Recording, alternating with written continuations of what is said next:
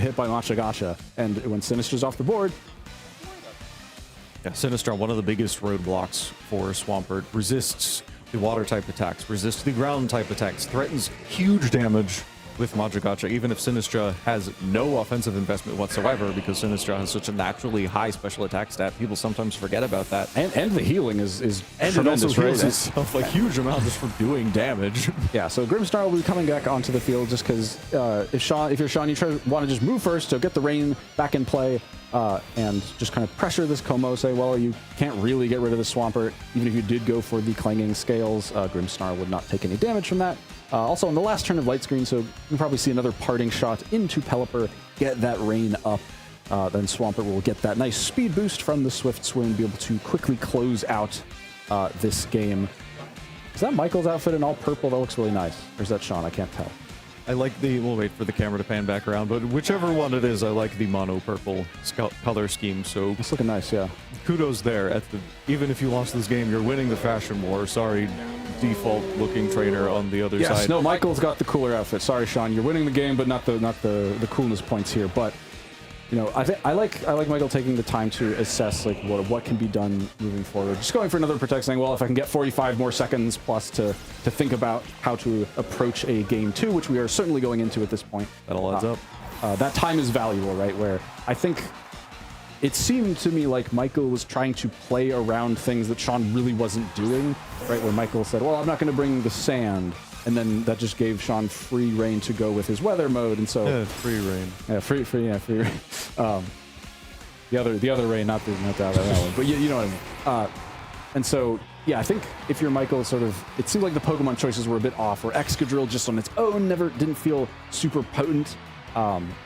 Where, yeah, it feels like Tyranitar was kind of missing there. I liked the Floette attempt, but it just seemed like it was, you know, Michael didn't get as much value out of it. He needed to start, like, getting knockouts quickly and remove the switching options from Sean's team that he really relies on to keep that weather advantage. So I think, you know, if Sean does, like, slight adjustments where he can, you know, potentially get rid of that Archaladon earlier, which with a Calm Mind, Floette, and Como, you certainly have the ability to do that.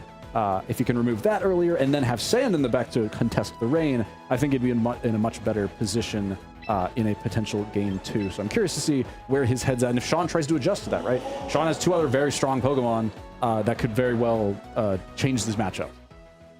Yeah, it is unfortunate for Excadrill that it was never really in a spot that it wanted to be in. It never got the sand boost because Tyranitar wasn't there. It was in front of things that it didn't necessarily want to be in front of. You want to be able to Iron Head the Grimmsnarl. You want to be able to high horsepower the Archaladon. It wasn't able to do either of those things. Couldn't Rock Slide the Charizard either because Charizard wasn't in that game. And yeah, Excadrill just didn't really fit well into the game plan that ended up unfolding for Michael. Yeah, I think there's certainly ways that Excadrill could be more useful, but for sure. I like the not bringing of Corviknight. I think Corviknight is kind of a really hard Pokemon to get a lot of value out of here. You know, Corviknight only weak to a couple things and only, you know, takes neutral damage from a couple things. But one of those 2 types are fire and water, which is the main sort of offensive engine that Sean's really using. To say nothing of Electro Shot, and so I think Corviknight is kind of off the table for Michael, but the other 5 I think are totally reasonable options. Yeah, I want to see Tyranitar. I think in order to make this game a little bit closer, Sean needs to sort of commit to actually fighting the weather war. He's got Sandstream and Omega that provides Sandstream, 2 ways of getting weather, and so that can sort of help contest Sean's multiple weather options. But you know, maybe I'm wrong. Corviknight is here. Corviknight is here, but it is immediately facing down Charizard, and it definitely does not want to be in this position. It is threatened immensely by the firepower that Charizard can output, and Floette doesn't exactly want to be in this situation either. Can Calm Mind before Charizard is able to attack. We see Floette has that timid stat alignment, so is definitely faster than the Charizard, yeah, which has the modest stat alignment. So Floette definitely faster, could get a Calm Mind up, but then you're firing off resisted fairy attacks into Charizard, and Corviknight is also probably going to want to retreat. It's a little bit awkward for Corviknight here. Yeah, I think this is not if I'm Michael, I'm not loving this position where, you know, last game had a great lead matchup, didn't quite get the value, and now this is like a pretty poor lead matchup where Grimmsnarl very easily can set up a light screen. Corviknight is going to feel struggling to do much of anything. The most it can do is maybe a Tailwind, but it's a very easy heat wave from Sean, right? Even if Tyranitar comes in to remove the sun, you know, it's going to Mega Evolve and get the sun immediately right after. So, yeah, really an awkward spot. And Floette has a lot of work to do, but no Mega Evolution from Floette, though, as Light Screen comes out from Grimmsnarl. May indicate that Tyranitar is in the back. This may be some kind of bait. We'll have to see. Just a Raw Moonblast from Floette, still doing nearly half. It's still a very strong Pokemon, even if you don't Mega Evolve it. Big special attack drop on Grimmsnarl. Oh, yeah, massive. That's not going to matter at all. Heat Wave does double connect and does just pick up the immediate KO on Corviknight and does well over half to non-Mega'd Floette on the other side. So that's definitely a great turn for Sean. Yeah, it's a really curious turn. I feel like Michael had to have played to this. This seems like a really obvious thing to have happened, right? Light Screen Heat Wave seems like the most straightforward play for Sean. No shock to see him go for that, but I think this does kind of play into Michael's hand. We're saying, all right, well, if you don't do that, he was probably clicking Tailwind, I would imagine, with Corviknight. That's the most proactive thing it could have done in that situation. But as it stands, Corviknight goes down, but now Tyranitar comes in kind of for free. I mean, it gets to immediately overwrite the sand. Knows Charizard has Mega Evolved, so that one option to sort of rug pull the weather away from Michael has been removed. And so Tyranitar is actually now in a pretty great position. You know, doesn't have Tailwind quite yet, but Charizard is now in that same position that Corviknight was in the turn before, threatened by a very powerful spread move. So we'll see what Sean has in the back to potentially switch in on this. You got to imagine a Rock Slide is coming. There's no Dragon Dance on this Tyranitar. There's no way to capitalize on it. It's going to be going for an attack. And Floette can also be following it up with a Moonblast or Dazzling Gleam. Maybe even Calm Mind itself, right? Michael still has to play with the different Mega options. Just a Reflect coming out from Grimmsnarl here to reduce that physical damage coming out from the Tyranitar later on. Another Moonblast from Floette. Is it going to be enough to pick up the Grimmsnarl? Just barely not enough, but the sand will pick it up at the end of the turn thanks to that ongoing chip. Tyranitar does go for the Rock Slide. Forget the sand. Tyranitar can do it itself. It does connect. Okay, just that's just sure. Bigger sand, right? That's just bigger sand. Rock Slide is just bigger sand. Big sand. Big sand slide. That's what it's. Big sand slide. That's a longer word, so that's what we call it. Still no Mega Evolution from the side of Michael. So Michael really deliberating, deciding, okay, either of these could potentially work. I'm just sort of feeling out which one I want to go with. Right, and I like this because, you know, Michael's down a Pokemon, which in these Weather Wars means he has less maneuverability, right? And that's what you need to use to get the sand, get the weather in your in your ideal situation. So keeping that extra sand stream in his back pocket with the Mega Evolution is really nice. Venusaur now hitting the field. It probably wishes that it was in the sun, thanks to it having that chlorophyll ability. It does have a Focus Sash, which will also get removed by the sand that's still on the field. It has Sludge Bomb and Earth Power, which is looking like pretty nice options into both of these Pokemon, as well as that, of course, ever-pesky Sleep Powder. And so I think Sean still has a lot of options here. Charizard's still probably faster than this Tyranitar, can go for yet more Heat Waves and other sorts of attacks, or potentially switch out. I'm really curious to see what Sean has in the back, because it's got to be one of the Rain-ish Pokemon and see what value that any of those can get out of it. But, you know, Swampert, if it was in the back, would not be able to Mega Evolve. No, I would not expect to see Swampert in the back here, but we'll find out right now. It is Pelipper. Okay, I was going to bring this up previously on a previous turn, thinking, okay, this is another good reason to have possibly saved the second Sandstream on Tyranitar, just in case Pelipper comes out in the back. But Tyranitar going to leave Sinistra coming back in, going to heal up the Floette, making Floette a little bit more enticing as a Mega option here. As we see, it's going to Mega Evolve after receiving that healing from that Sinistra, giving it a little bit more longevity. But Venusaur's on the other side, and Venusaur looking pretty unthreatened right now. Yeah, I mean, it's still going to take some decent damage from Floette just because Floette is Floette. So here is this Moonblast. It will be coming out into Venusaur. Yeah, it does about a respectable amount of damage. Venusaur, a relatively bulky Pokemon. That special attack drop is very appreciated if you are Michael, though, as well as the Sleep Powder of failing into that Sinistra. So I think a great very good turn for Michael. Yeah, great turn for Michael. A great switch out. I love the sort of the decision making of saying, well, if I switch out Tyranitar, I can Mega Evolve. I'm afforded the opportunity to Mega Evolve Floette, because then I can have sand in the back in case there's yet more weather in the back from Sean, which we know there is. If Sean ever switches a Pokemon, the weather will change to sun, which he might want to do to get Chlorophyll back on this Venusaur to maybe get in order to go with that Sleep Powder since it missed the turn prior. And Light Screen is slowly ticking away, as well as Reflect. So that's part of the reason why, you know, Float's not doing quite as much to that Venusaur. That Light Screen's still putting in work. Conversely, if any Pokemon switches on Michael's side, sand will be up. Yeah. So weather changing is very imminent on this turn, as we do see Case in point. Yeah, Sinistra's coming out. So Tyranitar will be hitting the field once again, which means that maybe Pelipper's not switching. If Pelipper's maybe fat. No, Pelipper is slower than that Sinistra, which That's means, important for both players yeah, to know. it's really crucial information. Definitely favors Sean here, as now the sand immediately removed as Sun goes back out of the field, and Venusaur will go for a Sludge Bomb. Floet takes that pretty handily. Yeah, with that Moonblast special attack drop very much coming into play, and here's a Calm Mind, which is good. It's okay, but at this point, Sinistra's really going to need a lot more hospitality healing from that Floet, or from that Sinistra, which it'll most likely be looking to get in this next turn. But you know, Charizard's right there to punish that as well. So I think Sean's really putting the pressure on Michael in this turn. Yeah, definitely looking a little bit awkward for Michael here. Floet is at +1 special attack and +1 special defense, and that's great. But it's staring down two things that resist fairy type damage, and one of them outspeeds it and threatens it with a one-hit KO. And if you want to protect and switch out Sinistra for that Tyranitar, Charizard can also switch out, right? And yeah, Sinistra's also unable to redirect attacks from Venusaur, so Floet's in a tough spot. Yeah, Floet is in a I think the turn works really well, I think, for Michael if Sinistra's slower, but because that Pelipper was slower, you know, Floet would have gotten the Calm Mind first, and then wouldn't have taken nearly as much damage, and then would be able to switch out and get another round of healing and probably be in a much better spot. But as it is, you know, Michael just has to bank on, you know, Sean not attacking Floet. Doesn't happen. Floet gets KO'd. The other two Pokemon do protect no avail. So Sean just kind of simplifies the board a little bit, saying, well, okay, I get rid of that Pokemon. Now there's no more switching. There's no more weather wars. I've won the weather war doubly so. I have rain and sun, whichever I want, for the rest of time. And Sinistra is looking not loving this position. In the sun, Charizard's Heat Wave, very easy option to go for.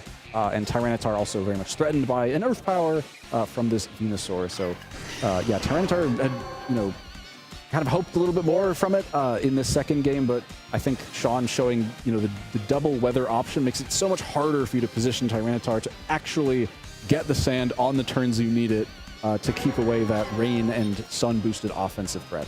Yeah, what number is famously bigger than 1? 2? 2. 2 is famously bigger. I got it. I'm sorry. 2 is famously bigger than 1, and because Sean had 2 different weather options, it has been a lot easier for him to play around this. And Sinistra going for the Rage Powder here. Michael's not out of it just yet. It's possible that things can miss. Things can miss, exactly. Sleep Powder. There you go. That's one. Missing Heat one. Wave. Do we get it? Nope. Okay, yeah. No Heat Wave, so just Weather Ball coming out here. Tyranitar probably not going to be able to do this on its own. Would have a hard time climbing up this particular mountain. We know Tyranitar likes to eat mountains. Is that right? Do I have that right? Yeah, Larvitar does. Larvitar eats mountains.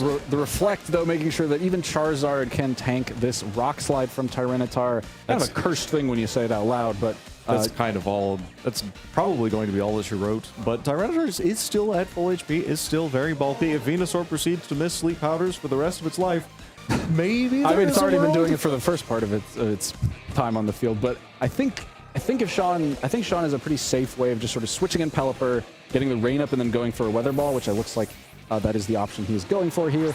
So Pelipper will be hitting the field, sort of saying, well, I can get both more value out of this Charizard's Weather Ball with a Water-type Weather Ball. With this Pelipper switching, makes it even harder for Charizard to have a great time, saying, well, I can deal with the sun, the fire moves boosted by the sun. It's like, what can you do with the rain-boosted water moves that are also coming from the exact same Pokemon? Makes that a little bit harder. And so without Tyranitar's special defense boost in the sand and the rain boosting up the damage, to say nothing of Pelipper also being able to click Weather Ball itself, it looks like Michael has been backed into a corner in this final turn. As, yeah, the Corviknight just really put him on the sort of the bad foot at starting out, which, you know, I think he played to it well enough, but you know, Sean just had a very simple play in front of him and just went for it, just like now, saying, well, there's no reason for him not to go for Weather Ball. And there it is. And, oop, Tyranitar does survive. Okay, there's maybe. Oh, just the knockoff. So no Rock Slide. So looks like Pelipper will be able to go for another same attack. Type attack boosted Weather Ball from Charizard, still nearly one-hit KOing Tyranitar on the other side of the rain is crazy. That's so much damage. Tyranitar is known for being very bulky, a veritable mountain of stats, especially when it Mega Evolves. But yeah, that's not going to be enough here. Pelipper setting up the tailwind, saying, just in case, I'm going to make sure that I go first and just end this on the next turn. Yeah, just to ensure, all right, you're probably not going to get a triple protect, and Michael will not be even going for it. The Earth Power will be enough to pick up the final 2% on that Tyranitar and get Sean into the 2-0 well, 2-0, and that was a 2-0 player in this tournament. So cleaving his way past these other players. So yeah, really exciting matchup here.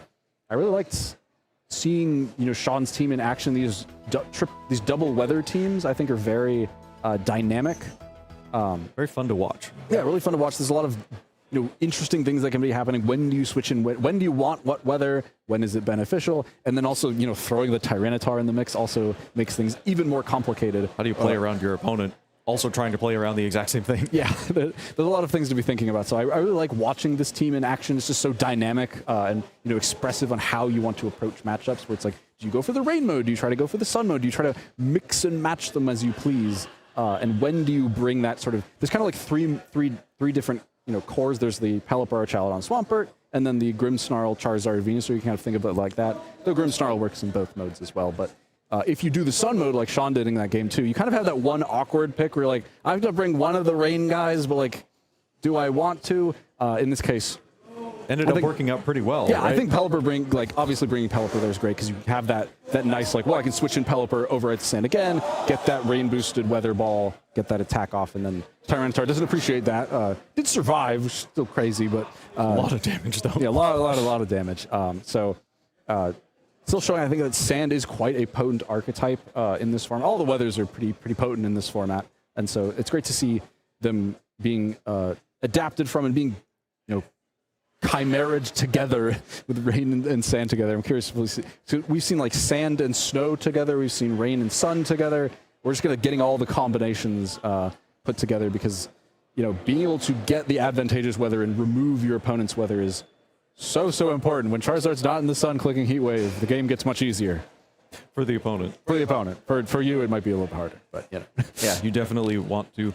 I want to call me when we have a rain sand team. Rain sand team. Let me see sun hail. Excuse me. Sun snow. There's not going to be Never hail going to be hail. Sun snow. Let me see some of those more interesting hybrids. I could see that. This is plenty interesting though. We saw Sean use it to great effect. Pelipper was definitely the odd mon out, so to speak. But like you said, just being able to get rid of the sand was super beneficial. Yeah, that's kind of the name of the game. And so, yeah. I don't get the weather I want. You don't get the weather you want. But nobody's happy. But it benefits me more because I planned for this. But I'm less unhappy than you are, yes. So it'll be fine.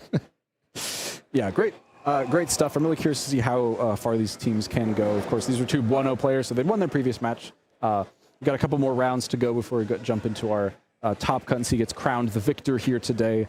So this is just round 2 out of, we'll see how many actual rounds we have. But I think that's all we've got for round 2. So we'll be back in just a little bit of a break before we jump into round 3 of Swiss. Is that right?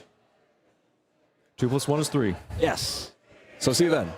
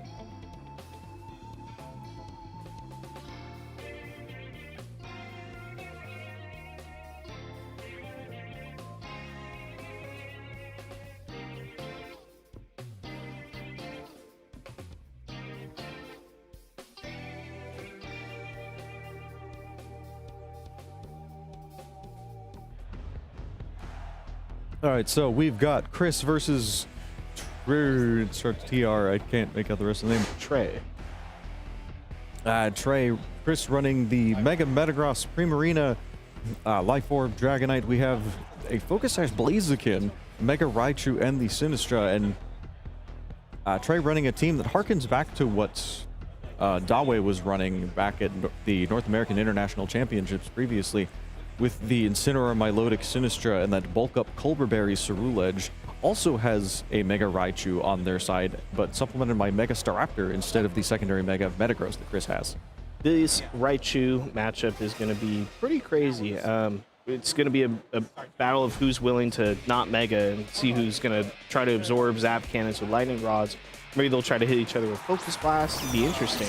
We see Raichu and Ceruledge hitting the field for Trey, and we got Primarina and Raichu on the other side for Chris. Yeah, so we immediately have the Raichu mirror that you were talking about here. Both Raichu probably want to fire off Zap Cannons into the other targets on the sides opposing Raichu, but it's just a fake out from one Raichu to another. No Mega Evolution just yet, and Raichu going to flinch on the other side. Bitter Blade coming out from Ceruledge, doing a ton of damage to Mickey on Chris's side, nearly 80%, and a Hyper Voice follow-up going to also do a ton of damage back. So just a bunch of damage being slung left and right. No Mega Evolution, no Zap Cannon, no Focus Blast, nothing like that. But a bunch of damage coming out from the secondary offensive Pokemon. Yeah, Chris's Raichu moved first, and I know this is only the first interaction we've seen from these trainers, but it could be important to keep in mind. You never know how fast Raichu has been invested with speed. The fake out turn was pretty interesting. Well, it wasn't I figure both Raichus are trying to fake out each other, right? Very likely. We'll never know what Trey was going to do, but we do know that Trey is deciding to Mega Evolve now. Yeah, opting to Mega Evolve, deciding, okay, it's not worth keeping Lightning Rod around in case you do Mega Evolve. I need more damage output potentially here. And Chris going to possibly get the better side of that deal, protecting Raichu, not Mega Evolving, retaining that Lightning Rod ability, and Trey unable to pick up Raichu with the follow-up Shadow Sneak there. And Lightning Rod keeping Primarina safe, meaning Primarina gets to fire off another attack here, going to just pick up a double knockout and immediately putting Chris at a 4-2 advantage. Chris looking like he's in a really good spot now. Yeah, that was an insanely well-positioned trade there. There's not much Trey could have done besides sneak the Primarina plus Focus Blast it, but that's not enough damage, and the end result would be both of his Pokemon knocked out.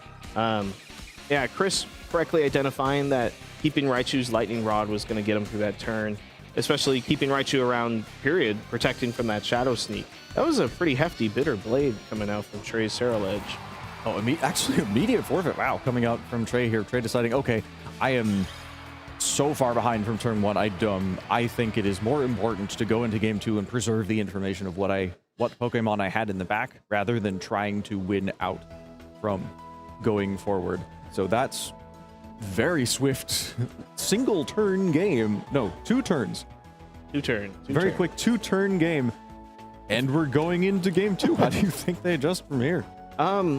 Honestly, I like the pairing on both ends. There was a Lightning Rod user plus something that could soak up the fighting type Focus Blast attack. Like Ceruledge soaks it up by not taking any damage, and Primarina just, its fairy typing allows it to resist that. So I really like that pairing. However, for Trey, Bitter Blade can't match what Hyper Voice does into both of those Pokemon. So it's not necessarily that the pairing is a bad pairing, it's just not good into Primarina plus Raichu. So perhaps we see a different choice of Pokemon, something that can maybe take that Hyper Voice a little bit better. The two Mons I'm seeing here are Sinistra and Melodic, just because they resist Hyper Voice. And you get like a battle of two like Mermaid type Pokemon. Primarina's Mermaid. I don't know about Melodic. Snake. Probably Mermaid adjacent. Sea Snake, possibly. Anyway, going to hop into game two. And you see Trey, sticking to their guns, saying, okay, no, I can make this work. I just need to play it a little bit differently. And Chris deciding, well, if it ain't broke, I'm not going to fix it. And we're in immediately the same potentially rocky lead situation. Yeah, you got to wonder what Trey's plan is here. Like, Bitter Blade plus there has to be a follow-up attack from Trey's Raichu that would be able to knock out Chris's Raichu in turn one. Perhaps like Fake Out plus Bitter Blade could do that. I'm not too sure how strong the fake out is going to be onto Chris's Raichu, but that's assuming that he wins the speed tie as well. You see Mega Raichu coming out for Trey, or if it could be a Focus Blast into Chris's Raichu. Yeah, Mega Evolving is how you get around Focus Blast being the infamous Focus Miss, and Raichu Mega Evolving means that it goes first because it is faster than the Raichu on the other side, because Chris did not Mega Evolve their Raichu. So fake out going into Primarina. Primarina doesn't get to do anything on this turn. We see Bitter Blade coming out from Ceruledge doing that similar 80% damage, and this turn looks a lot better for Trey. Yeah. Ceruledge is now at full health. Raichu, Trey's Raichu is nearly at full health. Raichu is going to be threatened by a Shadow Sneak on the other side. Ceruledge definitely has more room to move around, to maneuver here, now that it's not a single Hyper Voice away from getting KO'd. Yeah, I like that interaction. Raichu on Trey's side going for Protect, as well as Chris's Raichu going for Protect. So it's a battle of Ceruledge versus Primarina. Ceruledge going for Shadow Sneak into that Protect, so Primarina is free to fire off a Calm Mind here. Calm Mind is a good option because with Lightning Rod preserved, that threat is still like handled on Chris's side.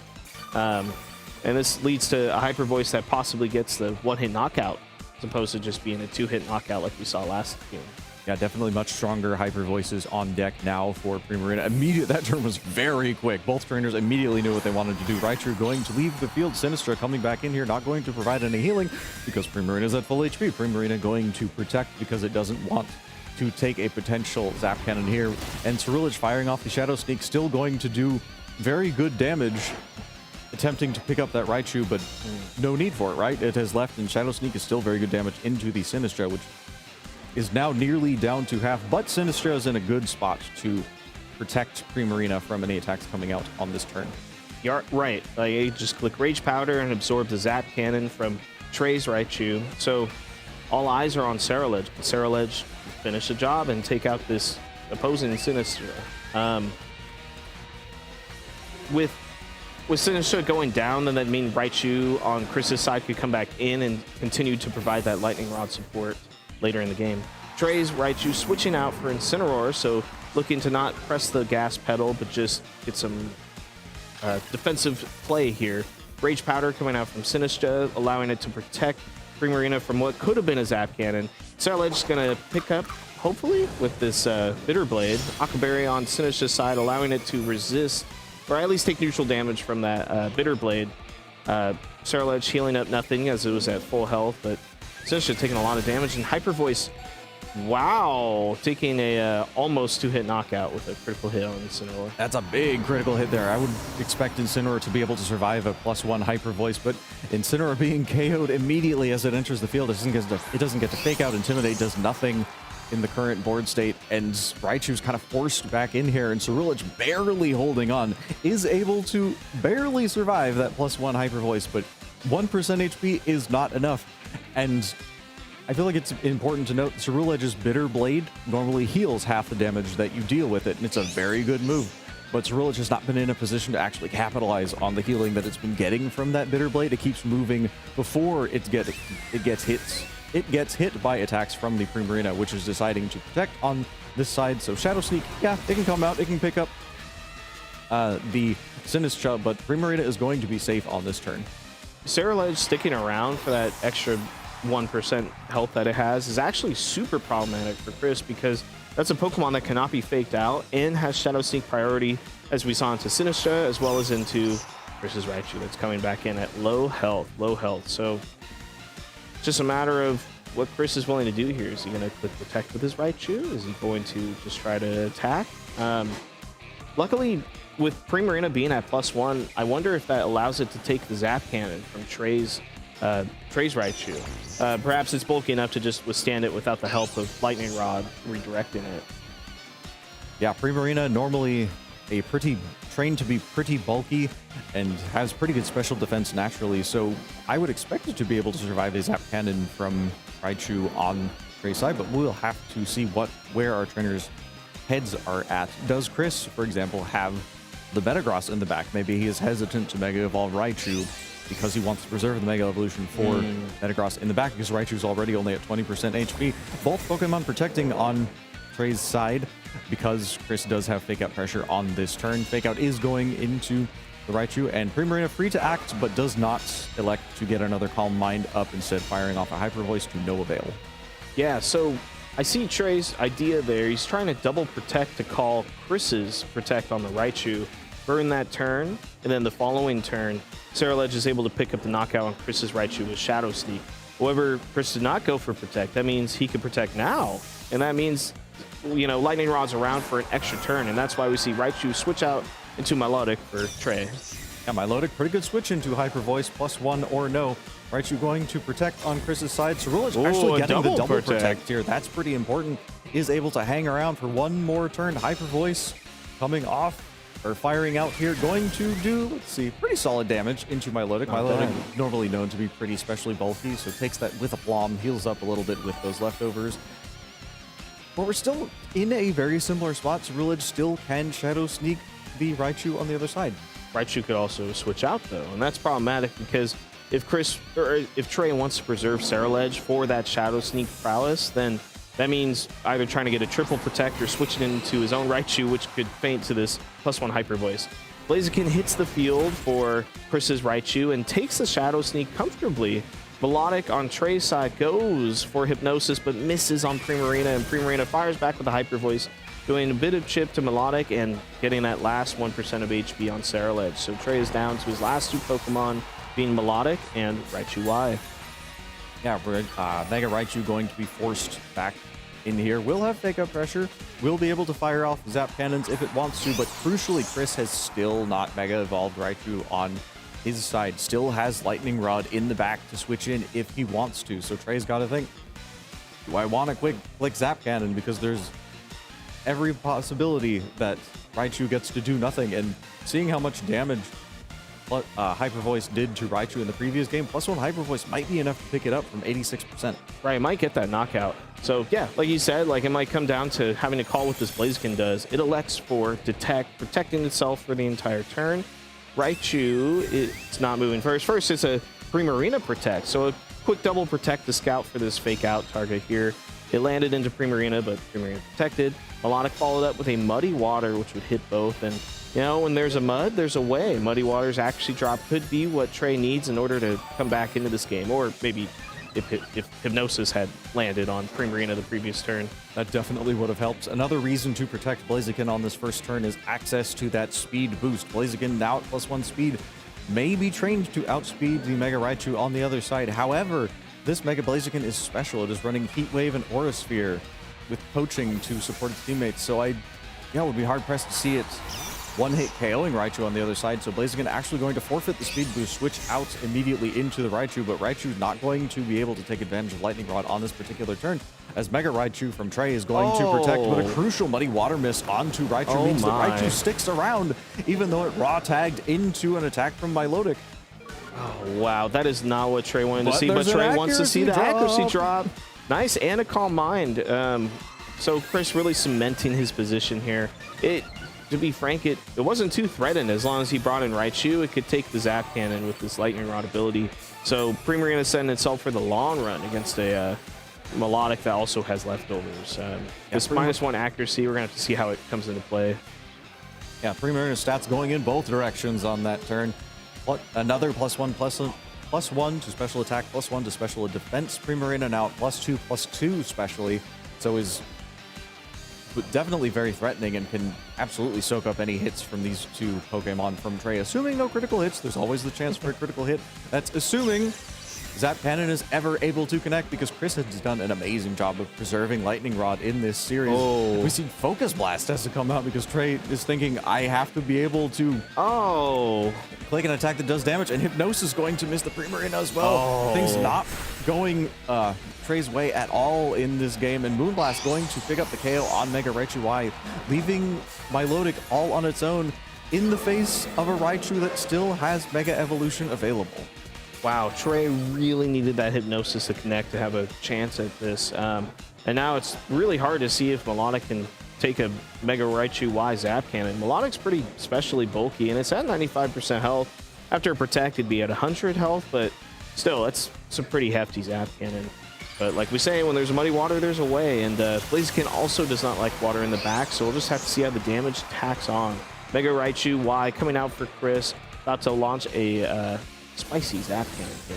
Yeah, we finally see the Zap Cannon animation in this set. And it's just enough to cleanly one-hit KO this Milotic on the other side. I was expecting it to be able to survive one Zap Cannon, but no, one Zap Cannon, it's down. Milotic is out of here.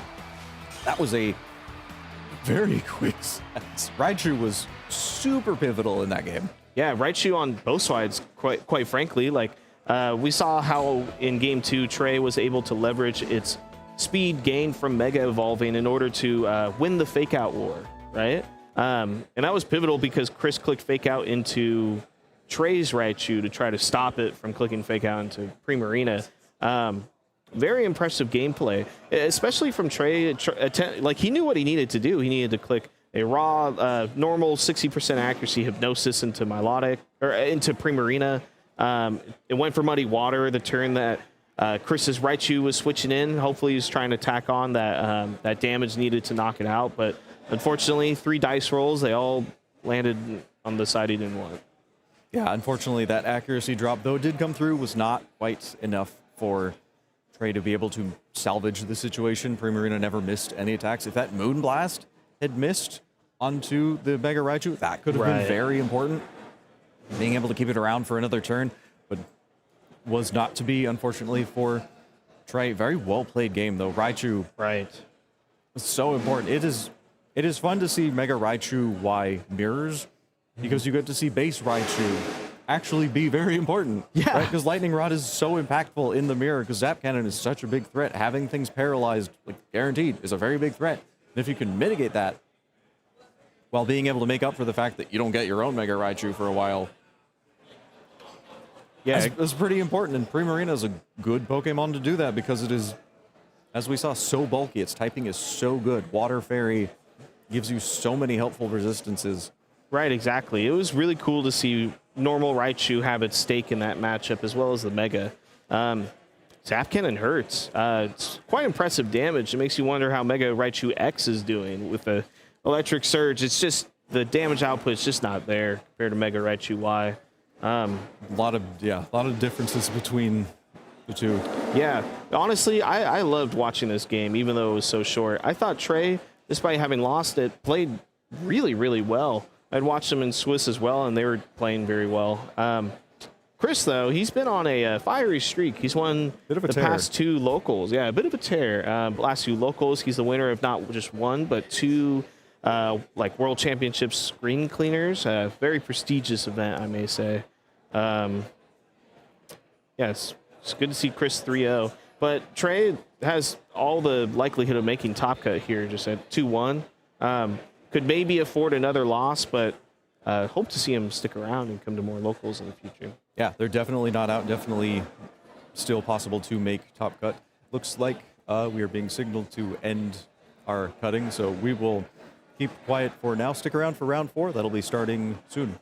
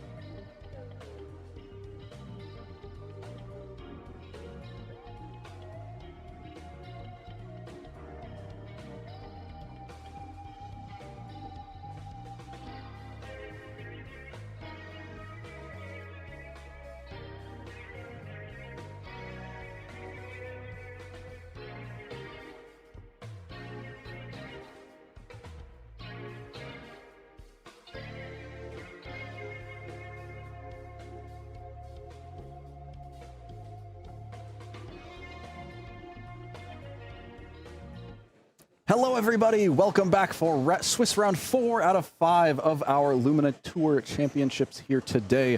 My name is Zach. I'm joined by Mitchell, and we've got a very exciting round. Some two players we'd love to see on stream. An old face for some people who have watched Pokemon games of yore. Mitchell, I think you want to talk about some of these, these two legendary players. Yes. We got to start with Omari Travis. He's here today. I've been seeing him show up to some locals, and he's been in the standings, and it's been incredible to see a player that's done almost all of it just coming back. Yeah. Just a little bit of a backstory. Omari started at least in 2010. He might have started Pokemon a little bit sooner than that.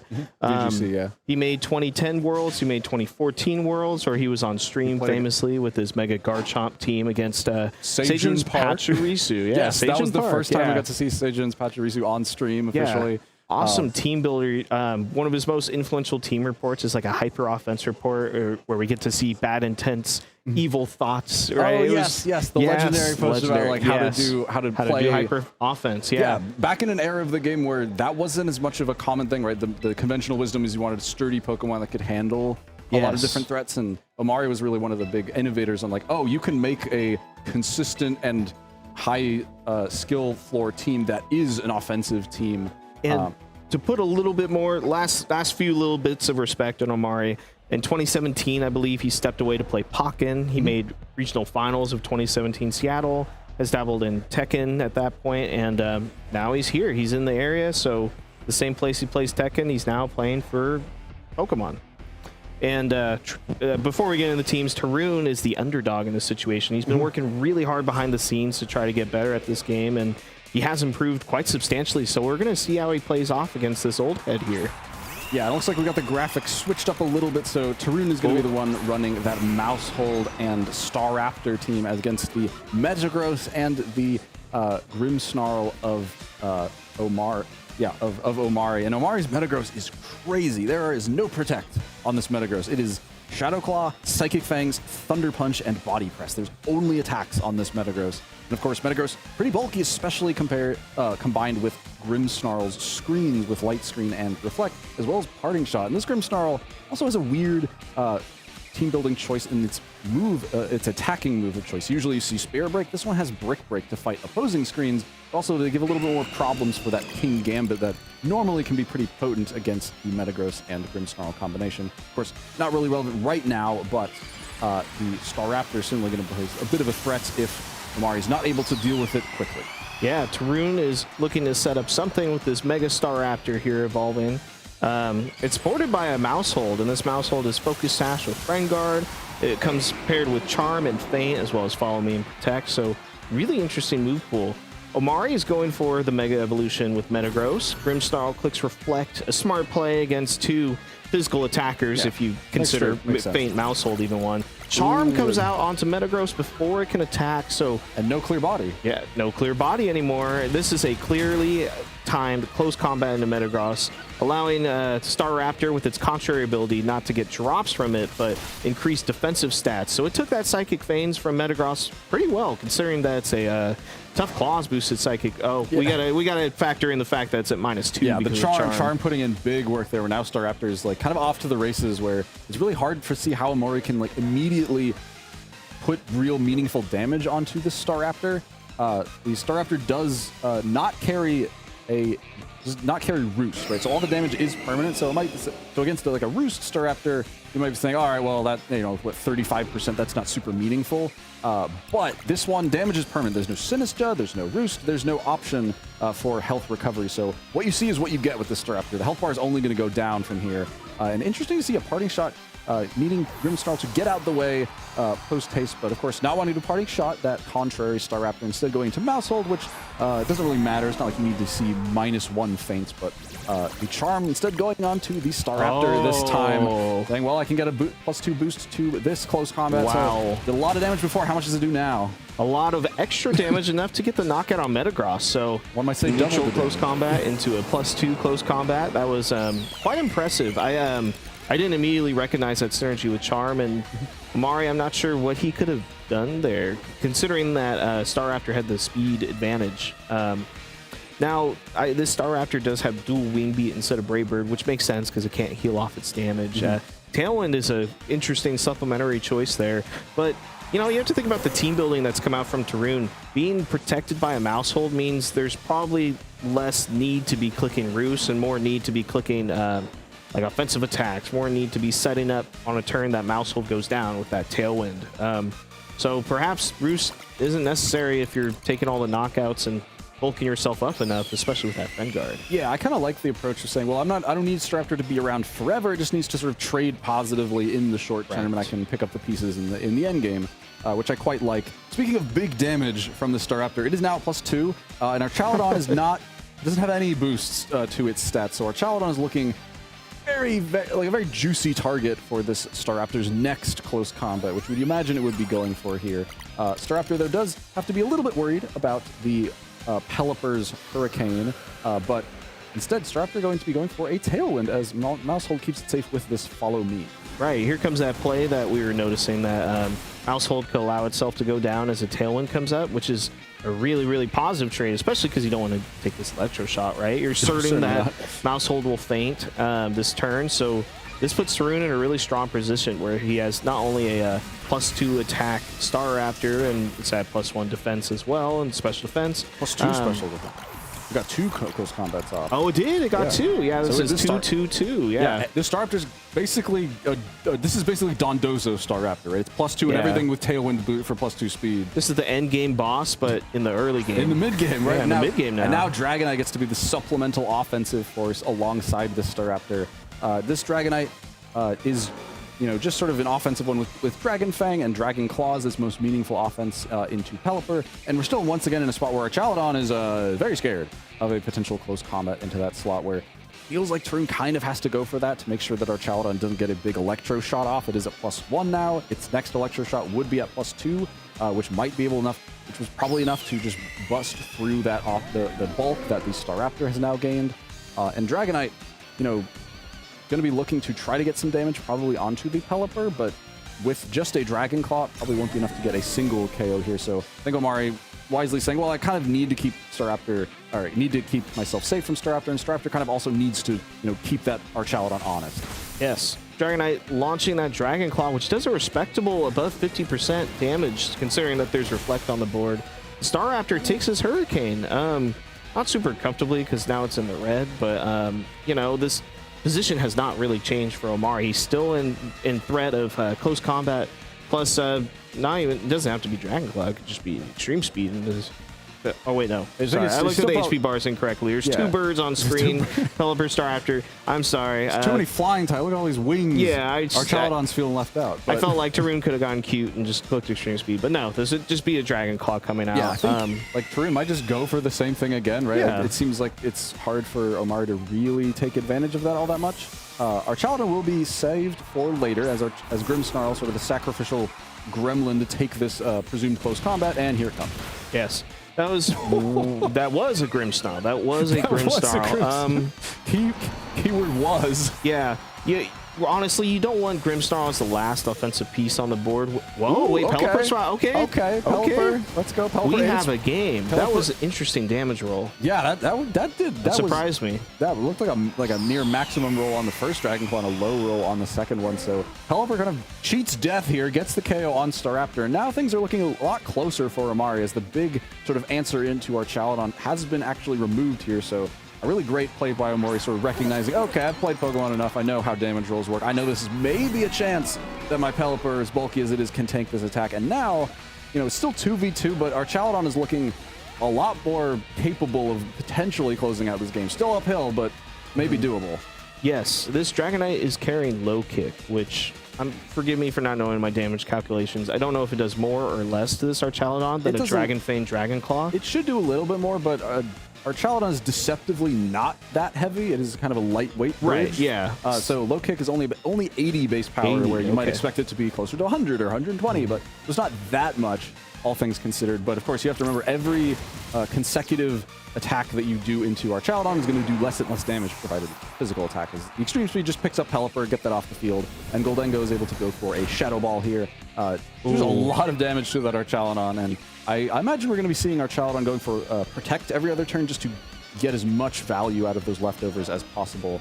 Electroshock also a great option to take advantage while the rain is still up and get those special attack boosts that will Amari's really going to need to help get back through this game. There's 2 more health bars for him to deplete. Yes, you're going to have to hope that Electroshock can pick up a knockout here on this Golden Go, because now it doesn't, and we're in this position where Omari's or Chaladon is going to have to take 2 attacks here. 2 attacks that are guaranteed to hit.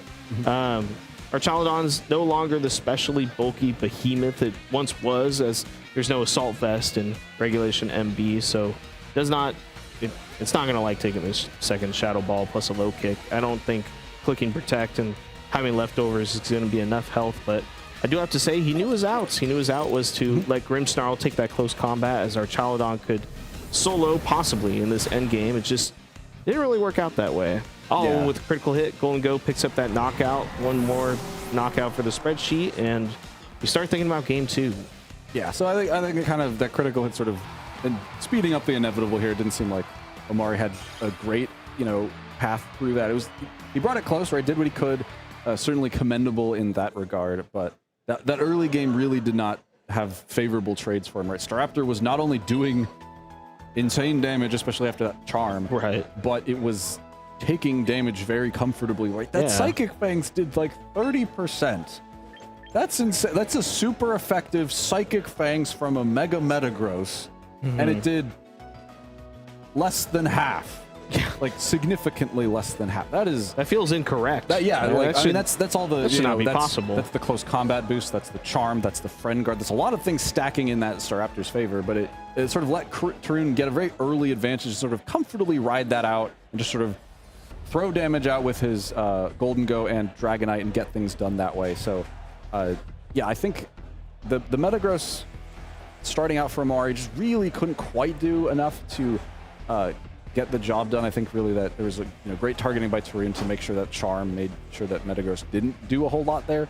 I wonder if there's the option for Omari to just say, well, I have faster options. Maybe I can just have things that move before the Staraptor, that move before the Mousehold, that sort of pressure Mousehold to follow me more. And if it's following me, it's not clicking Charm, which is either lowering Omari's damage or boosting Staraptor's. I see the Pokemon that do that, Zach. I think there are 2 of them. I think there's 2. There's Basculegion and Swampert. Yeah, Basculegion and Swampert. Yeah, so I think maybe committing a little bit more heavily into the rain mode might be more beneficial for Omari here. Where the Grimmsnarl sort of, the screens were nice, but I felt like he was kind of losing tempo, right? Where Grimmsnarl was taking an entire turn to make the team bulkier, and Staraptor's doing that while outputting a lot of damage. Yes, yeah. It quite is a damage race there. Right. And when Staraptor's getting, double values, getting boosts and damage, it feels hard. You need to match that a little more quickly. Yes. I do have to point this out. I am in love with the trainer's style choice. I mean, Tarun's trainer's looking very fitted, so did Omari's.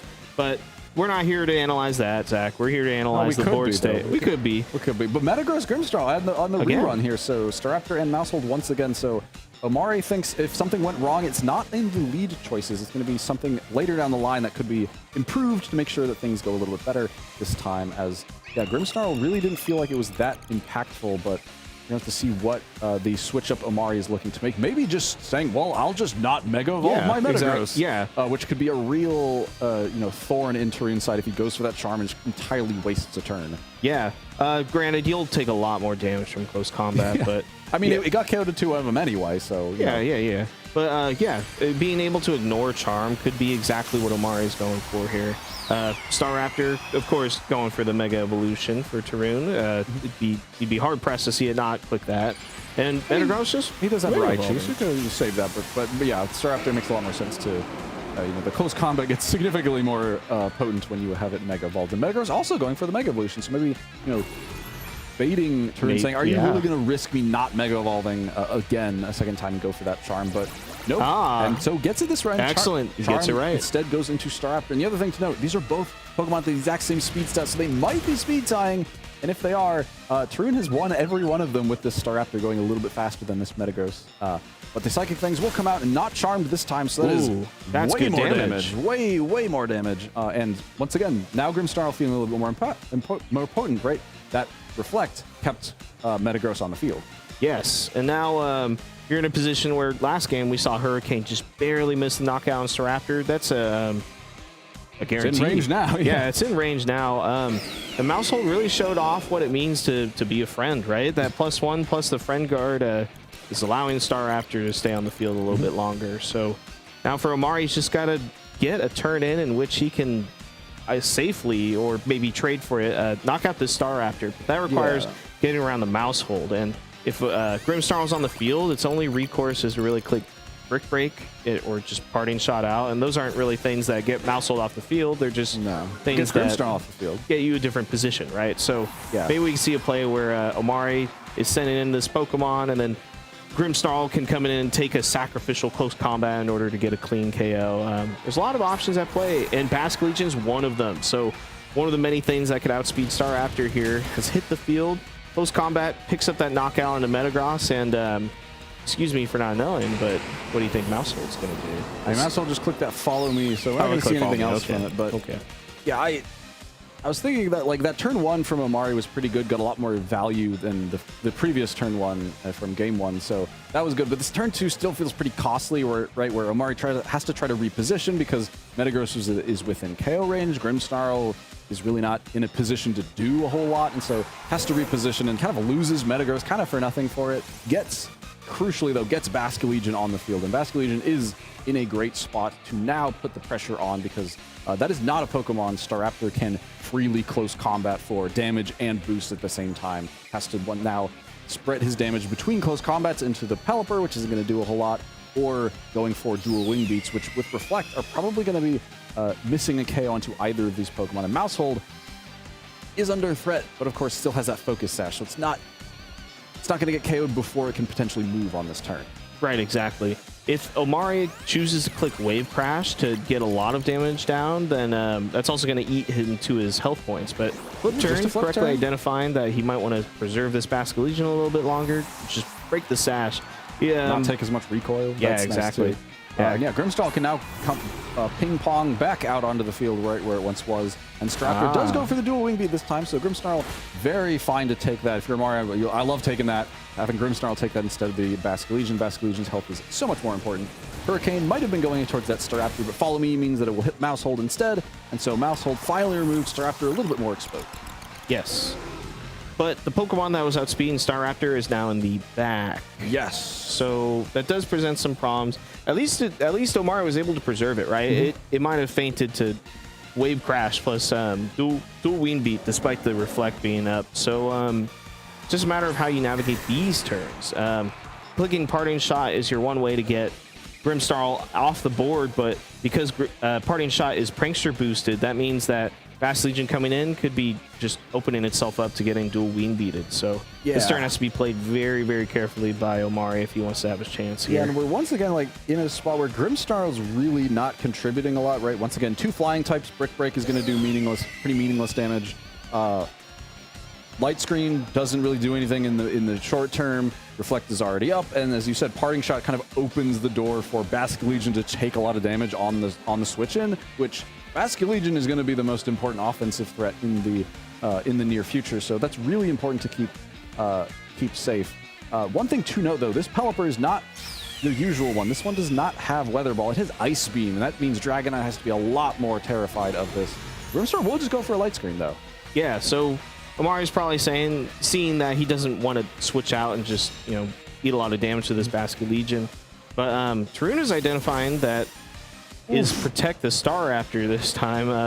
Yeah, and Pelipper does not get the good end of that trade there. What could have been an easily knocked out Dragonite from this Ice Beam is now instead of Pelipper sitting at 51% and Staraptor still healthy and still clean. Tailwind could have been an option too from Omari, but in these high-stake battles, trainers have to work with whatever metal they have and whatever information they have at their disposal. So Tarun, I think he made a pretty safe play. Dragonite's not threatened too much, and this damage is really meaningful in the Pelipper. It breaks its Focus Sash, allowing the Staraptor on Tarun's side to pick up the knockout the following turn. Yeah, so the Dragon Claw seems a little bit risky. Like, oh, you could lose Dragonite that turn, but it guarantees you get meaningful damage on Pelipper. But now suddenly it's range of being KO'd by another Pokemon, be it Golden Go or the Staraptor right here. Basculegion now comes out on the field, but Tailwind is set up now from this Staraptor, so that speed advantage it once had might be going away here, as Dragonclaw now with the parting shot makes sure to not get the KO onto its Pelipper, which means Hurricane can land true onto Staraptor, and despite the close combat boost, it will be enough to pick up that KO, and so we're finally down. Omari finally has the Pokemon advantage, but Tailwind is certainly a force in Tarun's favor here, as Golden Go once again hits the field, and things are still looking a little awkward. Yes. Mari's going to have to figure out a way to get this Basculegion to take not just one, but 2 knockouts, while also not being knocked out by a Shadow Ball from Tarun's Golden Go. It might survive. Light Screen is up, and Life Orb Golden Go is strong, but Basculegion's got pretty reasonable bulk naturally, so we'll have to see exactly where that damage calculation lands. I'm not entirely sure, but I think there's a chance. And Pelipper still, you can't really, you have to kind of respect it a little bit. It can at least Ice Beam that Dragonite, and that is a thing you have to worry about. Yes. Shadow Ball is coming from Golden Go into Basculegion, and it does survive. Your calculations were correct. Golden Go taking a little bit of chip from Life Orb, and now all eyes are on Dragonite. Or just kidding, it's on Basculegion's faster anyway. Even with the Tailwind, Dragonite's just a little sluggish here, not faster than this Choice Scarf Basculegion. Doesn't need Swift Swim, just has that Scarf. Doesn't need the Rain to be faster, and Dragonite wants to make sure it does not get hit by a big Ice Beam from this Pelipper. I really like the Ice Beam choice on Pelipper. I think that's a really smart choice, because the Dragon types are kind of a threat. Garchomp is kind of a threat into this Archaladon you often want to field, so I like the Ice Beam choice, and made Tarun have to respect that Pelipper against his Dragonite a whole lot more. And now you'd love to extreme speed Basculegion, but you can't quite do that. Yeah. I mean, maybe if you tricked Rain Target on a Basculegion, an item that allows it to get hit by normal moves. That's true. Yeah. I don't know. Do you see a Ring Target anywhere? No, I don't. I do maybe see next time. Tarun has to take this parting shot first before he can land a Dragon Claw into this Basculegion, which is going to attack first with Last Respects, but doesn't get the knockout. It does with a critical hit. Okay, we'll never know if that really mattered. This is inner focus Dragonite, so it's not like multi-scale was minimizing that damage, so not sure exactly how much that mattered, but Omari does clutch it out there, I think, with really smart use of Basculegion, and kind of got enough out of Grimmsnarl. I said earlier, oh, Grimmsnarl doesn't really do anything here, and it clicked Light Screen, and that Light Screen won Omari the game, right? Saying, okay, well, I can Light Screen against these 2 physical attackers because I know there's a Golden Go in the back, and I know that with Light Screen, even with that Life Orb, Golden Go Shadow Ball is not going to be quite enough to pick up Basculegion, and Basculegion is the piece that can close out the endgame with just 2 quick Last Respects. Yes, that was impressive choice of what to bring to the battle, because Archaladon was really a liability against a fighting type that boosts its offenses and defenses. Like, sure, it's part flying. It gets hit by Electro Shot, but that's if it can even get the Electro Shot off. Are you going to get that off? Also, like, there's also the Raichu you have to be scared of as well, right? Where you can click Electro Shot, and then Raichu comes in and Lightning Rods that away, and then you've just given a +1 special attack boost to get promptly obliterated by Focus Blast. So there's certainly, I think, I liked Omari's adjustment in Game 2. I think Basculegion gave him a lot more initial offense, where Archaladon's a lot better in games where you can take a hit and heal up and get a stamina boost, and like, I don't think Tarun's team really gives Omari much room to do any of that, really. Right. I don't think Tarun necessarily played poorly either. Like, I think he got baited a little bit by what we were thinking as Metagross not Mega Evolving and having Clear Body, and he just went for Charm on himself, whereas he would have been in a much better position if he did Charm Omari's Metagross.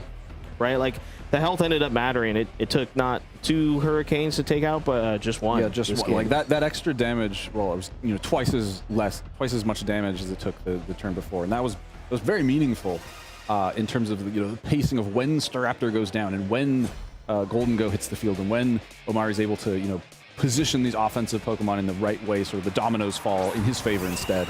And yeah, I think we're going to be seeing the same leads. And yep, there we go. Metagross and Grimmsnarl and Staraptor and Mousehold. I think if I'm Tarun, I'm probably thinking, yeah, well, if Omari was fixed on going for Grimmsnarl Metagross after Game 1, where things really didn't go well, after Game 2, he's certainly going to be more convinced than ever that this is going to be he's going to be sticking with his guns here. Right, yeah. And now we got this little game of chicken where, it seems like Omari's not necessarily keen to make Metagross stay in its base form, but it's always certainly an option. It could have just been in game 2 that Omari needed to make the play in order to win, and the winning play there was to just, you know that charm was not going to happen into Metagross. But now we're in this position again, so it's not going to be a horrible trade if he gets it wrong. It could cost him 1 extra turn in the long run, and we didn't see that come into play last game with Basculegion, but it could certainly come into play this game.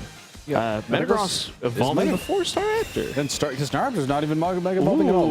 Wait. Tarun has found a way out of this guessing game. Yes. Instead deciding, well, what if I just protect and charm? Like, that seems relatively safe. Mousehold's not going to get KO'd this turn. And that's exactly what happened, right? Reflect comes out, Charm goes into the Mega Metagross. And now things are certainly in Tarun's favor, where he's sort of gotten 1 step ahead without risking any damage on his Staraptor. So now Staraptor can go for a close combat, but the tricky part is, where do you close combat? Because I'm sure, like, Omari is very well aware that that's going to be what's happening, and got to imagine there's, you know, the Pelipper in the back and that Basculegion, especially Basculegion, perfect thing to switch in on a potential close combat, but no switches. Yeah, just the Mega Evolution. Staraptor once again going into its Mega form with that big evil glare in its eye. It's burden up, yes. Mousehold is clicking Protect this time, whereas normally would have seen it charming its partner, but to block the parting shot. So that means Grimstar really can't get out of here, and so it has to take... Oh, no, it doesn't have to take this close combat. Metagross will instead, and does 33%. So the next one after a charm might not be enough to get there. We'll have to see. Staraptor does take this... what is that? Psychic Fangs reasonably well, as we saw in game 1. And once again, these Pokemon potentially have the same speed there. They are potentially speed tying this whole time, and we've never seen that happen. Tarun's just always gone first, but they could be still be speed tying. We don't actually know for sure. Yeah, you never know on the battlefield what's going to happen next. Yeah, and Mousehold kind of protects itself. Well, no, it stopped the Grimmsnarl from switching out, but like, I mean, you can just do it again. Like, it's not the worst thing in the world. So Mario electing to just straight switch into Basculegion to take a close combat. Charm being placed onto Mega Staraptor, now giving it that +2 that it was known for and feared for. I told you moves first. It's a speed tie, so Metagross finally goes first, but because of that, there's the close combat. Is this enough to pick up a Metagross? It is. So that looks like that looked like maybe a damage roll. So that Metagross had a notable 67%, now at a 0%, and Tarun is perhaps in the driving seat, right? Like, Mousehold has its Focus Sash intact. Sure, Basculegion hit the field. It could deal with Staraptor, but it has to answer to this Follow Me first. And so we're going to come into plays where if Basculegion wants to get to that Staraptor, it needs to flip turn off the Mousehold, which requires you to switch into Pokemon to eat the next close combat. And then at the same time, the partner has to take that extra turn to take out Mousehold. There's a lot you got to ask for in order to get into the position that you want against Tarun. Yeah, there's some interesting, there's like a positional puzzle Omari now has to solve, where, you know, do you just go for parting shot into Mousehold and flip turn into Staraptor? I like potentially soak up the close combat. Go I for like the double this. switch, I like go for this. and then do that. Where like this is the awkward part. Like Grimmsnarl feels like a really easy Pokemon to use sometimes. Like, oh, I just set it in and set screens and then it goes down. But like there's those turns like this where it's not super doing a lot, so you have to figure out, all right, what is the way to actually get value out of this Grimmsnarl? And it might be parting shot in the face of this now. Follow Me, keeping the Staraptor safe once again. And no, Basculegion going first, so there's no Prankster boosted moves from this Grimmsnarl, so I'm seeing a Brick Break, potentially, hopefully for Grimmsnarl's sake, pick up the KO onto this Mousehold as Pelipper joining the field once again as the 4th and final for Omari. Yes. Pelipper setting the rain, making it drizzle a little bit. Dual Wing Beat, though, it's not close combat, so Pelipper takes a huge amount of damage on the switch. Yeah. And Grimmsnarl going for that Brick Break. Oh, no! And it is not enough to take out Mousehold. No, so close. That is so unfortunate for Omari. Yeah, that is really, really bad for Omari. Man. So close. Yeah, Mousehold now is at 1 health, and yeah, like the problem is that Omari really needs to remove Mousehold so we can really get at Staraptor. It's just hard to actually hit Staraptor, you know, behind the Follow Me and the Friend Guard when it's collecting up these boosts. And so Mousehold, yeah, no reason to not just get another Follow Me out of the way, keep Staraptor healthy, and now Staraptor can, time this perfectly where you get the Tailwind, you lose Mousehold, and then suddenly you have a Golden Goat also within Tailwind. But Omari... Tailwind is matched. Tailwind is matched, and Omari knows that this can happen very easily, so it says, all right, well, I'm not going to just let you get that free Tailwind and free Switch, I'm going to make sure that you at least don't get the Tailwind part of it. So Amari doing what he can to make this out of this dire situation. So Basket Legion Choice Scarf still active in the back. Yes. And, you know, Reflect would have worn off at this time, but because of Grimmsnarl's Light Clay, it allows it to stick around 3 extra turns. And those 3 turns against Tailwind are going to prove to be pivotal here, as we saw Basket Legion soak up that... oh, no, it took Shadow Ball from Golden Go before. Yeah, but there's no light screen yet. So Grimmsnarl might be looking to get that up in the near future before it gets KO'd by what you imagine would be some close combats moving forward. So yeah, Grimmsnarl saying, well, Brick Break is pretty meaningless damage into these two. Let's just get the light screen when I know I can do it before I get absolutely pummeled by this big close combat. And yeah, Grimmsnarl goes straight down to that charm, that +2 close combat from Straptor. And Straptor's kind of getting out of control. Helper moves first, though. It's faster than this Dragonite, interestingly. Yeah. Goes for that Hurricane. There's Staraptor down, so it is a 2v2, but Dragonite might have one more thing to say about this. Yes, but if it takes that knockout on Pelipper, which it does, that means that Basket Legion's Last Respect is going to be increased 3 times. Yeah, 200 base power? Yeah, 200? What was a critical hit against this Dragonite in the previous turn the previous game to guarantee that knockout? Now it's you know, certainly going to be guaranteed, right? Yeah, I would think so. And now we're in an interesting spot where it's you know, Tarun just kind of has to guess, all right, where is Basket Legion going to attack? If it last respects Golden Go, I would like to protect Golden Go. If it last respects Dragonite, I would like to protect Dragonite. We're just kind of in a guessing game here where Tarun is going to need 2 attacks to hit into this Basket Legion, barring a critical hit Shadow Ball from Golden Go here. Dragonite probably can get there with 2 Dragon Claws, so it really needs 2 attacks. Needs to find a way to weave 2 attacks in, which means needs to call protect. Needs to call where Basket Legion is attacking and protect that slot. And I don't know. This looks it's just coming down to who guesses where. Yeah, this is pretty stressful. That's why we're here and not there. Yeah, I don't want to be. This is like one of the awkward spots where you're like, all right, well, just kind of the cards land where they may. Golden Go is protecting. Where does Basket Legion go with this last respects? It's into the Dragonite. My is Dragonite bulky enough? No, it is not. Dragonite is down, and now, as we saw, even well, the Tailwind is irrelevant, right? There's Tailwind on both sides, so Choice Scarf Basket Legion can go for this last respects, and yeah, there's the last respects. Goodness. This is certainly enough. Cleans up the Golden Go. So Omari, by the skin of his teeth, claws it back, claims the victory, and you can see, I think this guy's pretty good at this game. Yeah, after all these years. There's no rest to be shaken off. He's always had it. That was incredible. I mean, got the call right at the end of the game, right? It was kind of just like a, pick Dragonite or Golden Go. Which one's it going to be? Picks right, gets that value, and whew, barely gets. Looked like a really rough matchup, but I really liked, I think one thing that it's very tempting to do when you lose a game as kind of convincingly as Omari had lost in game 1 is to say, all right, well, that didn't work. Scrap the whole game plan, try something completely new. Different, but no. I think you'll notice with a lot of like seasoned players like Omari is that they make subtle adjustments, right? Yes. Saying, okay, well, that didn't totally fail, right? There was key points that didn't work out. So how can I subtly adjust things so that, it actually ends up working? And we saw that in game 2 and game 3, just small little micro decisions that sort of made that macro scale game plan work out a lot better. Still very close, right? Not very, very much hard for Omari to find out exactly how to do that, but ooh, that was an exciting game. That was a very exciting game. Yeah, that was exciting to watch Omari clear that puzzle. But honestly, if you're Tarun, you cannot be unhappy with that game. Yeah, that was a great game. That was well played on both sides. And Tarun, quite frankly, game 3, turn 1, he cooked Omari's goose. Yeah. He got us. Yeah, we didn't even know he was just going to click protect and then charm into the Metagross. Wait, you can just do that. You can just protect and then charm. And you were like, well, I'm not risking There's no punishment to that either. Yeah. Or there was, but it's such a call out. It's so hard to go for like, I'm going to target the mouse hold here. Because like, that's not the big problem. Like it's really, you want to get like the damage on Staraptor while you can, because charm is pretty likely in the beginning turns before mouse hold suddenly becomes liable to get KO'd once its focus sash gets broken and chipped down and all that stuff. So yeah, wonderful adjustment here. I think if I'm Tarun, I'm saying, well, it came down to a call at the end. I lost that sort of coin flip there. It happens. Pretty much was a coin flip. Yeah, but I made Omari play super well to even get into that spot. And so, that's kind of what you have to do at the end of the day, right? You can't win every game, but you can force your opponent to play as well as they can. And I think if that's your goal in life, I think Tarun achieved that very much as well, even despite the loss here today. But yeah, what an exciting game. Something to be proud of.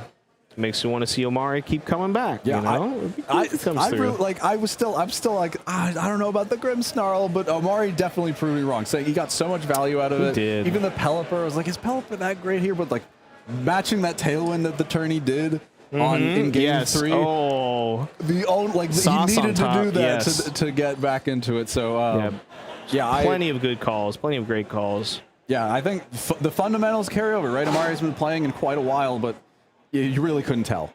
Yes. You really could not tell. I love these teams, by the way. These teams are really cool to see in action. Right. They don't see like huge deviations from sort of more standard teams, but there's notable differences that I do think are meaningful, right? There's not like it's not like an entirely new archetype or anything. We've seen these sort of Raichu, Staraptor teams, but with Arcanine and King Gambit and other things, but I think the Ceruledge and Golden Go are a lot more interesting of adaptations that play really that have different dynamics, right? And I think Mousehold plus Staraptor, after seeing that thing's really potent. Who needs healing when you just knock out everything? Yeah, like the pacing of it feels really cool, and also like traditionally we've been seeing like Staraptor plus Whimsicott and saying, well, what if I have Mousehold? Like that gives me a whole other dimension that I get to play with. You still get the charm stuff, but you also get Follow Me to like keep Staraptor around for that key moment that we saw Tarun go for time and time again, where he knows Mousehold's going down. It's clicking Follow Me. It has to happen. So he can just click Tailwind, that perfect turn, and like set himself perfectly to in an offensive position to close out that game.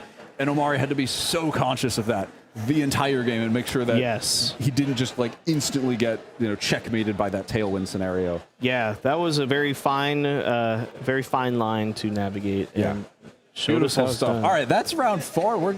This is things are only getting better from here. Yeah, exciting game 3. I think we can keep gushing about this game forever. That was great. Yeah. But we're gonna wrap it up and go to a game. We're gonna jump to round 4 in round 5. Round 5 in just a moment. We're getting there. Whatever you say. Round 5. So we're gonna take a short break because I can't talk anymore apparently, and we're gonna jump to round 5 in just a little bit. So don't go nowhere. We'll be right back with more action here.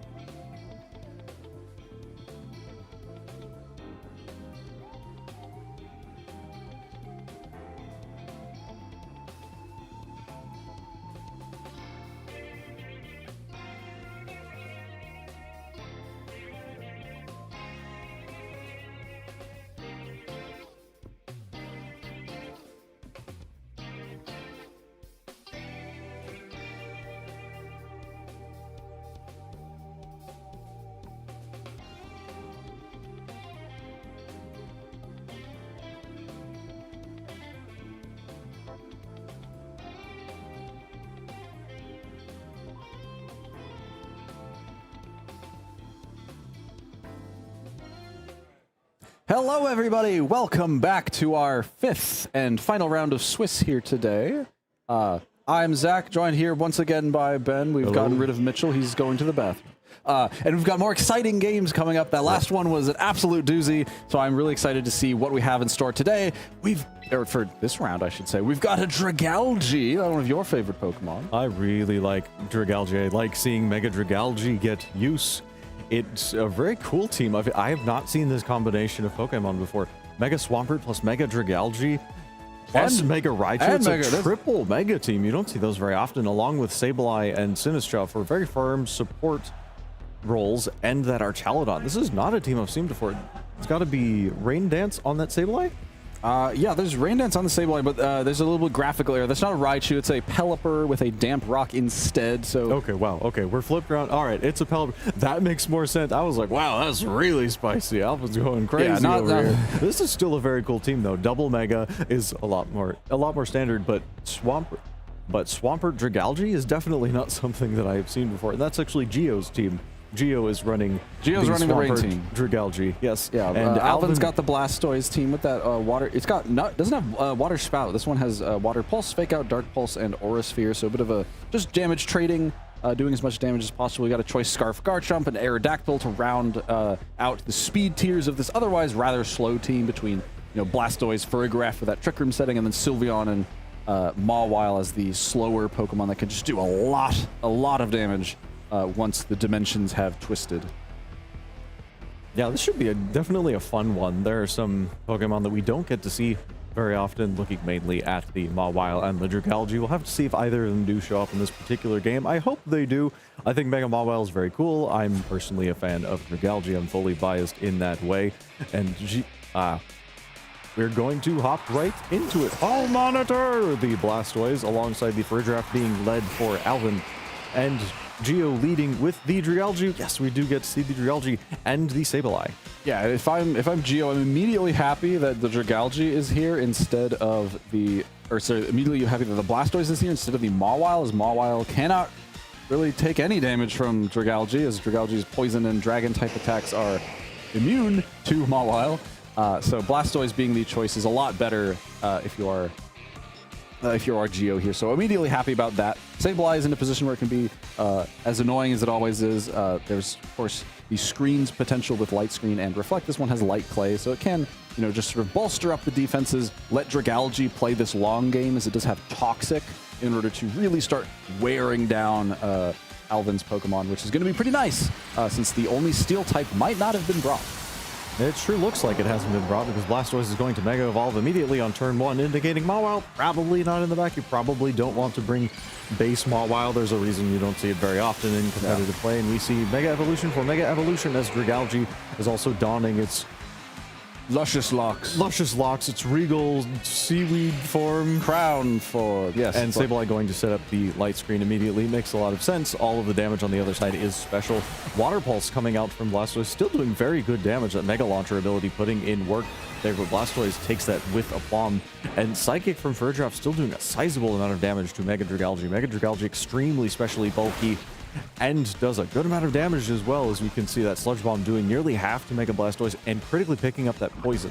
Ooh, yeah, that poison is going to be chipping away at these Pokemon, which is great.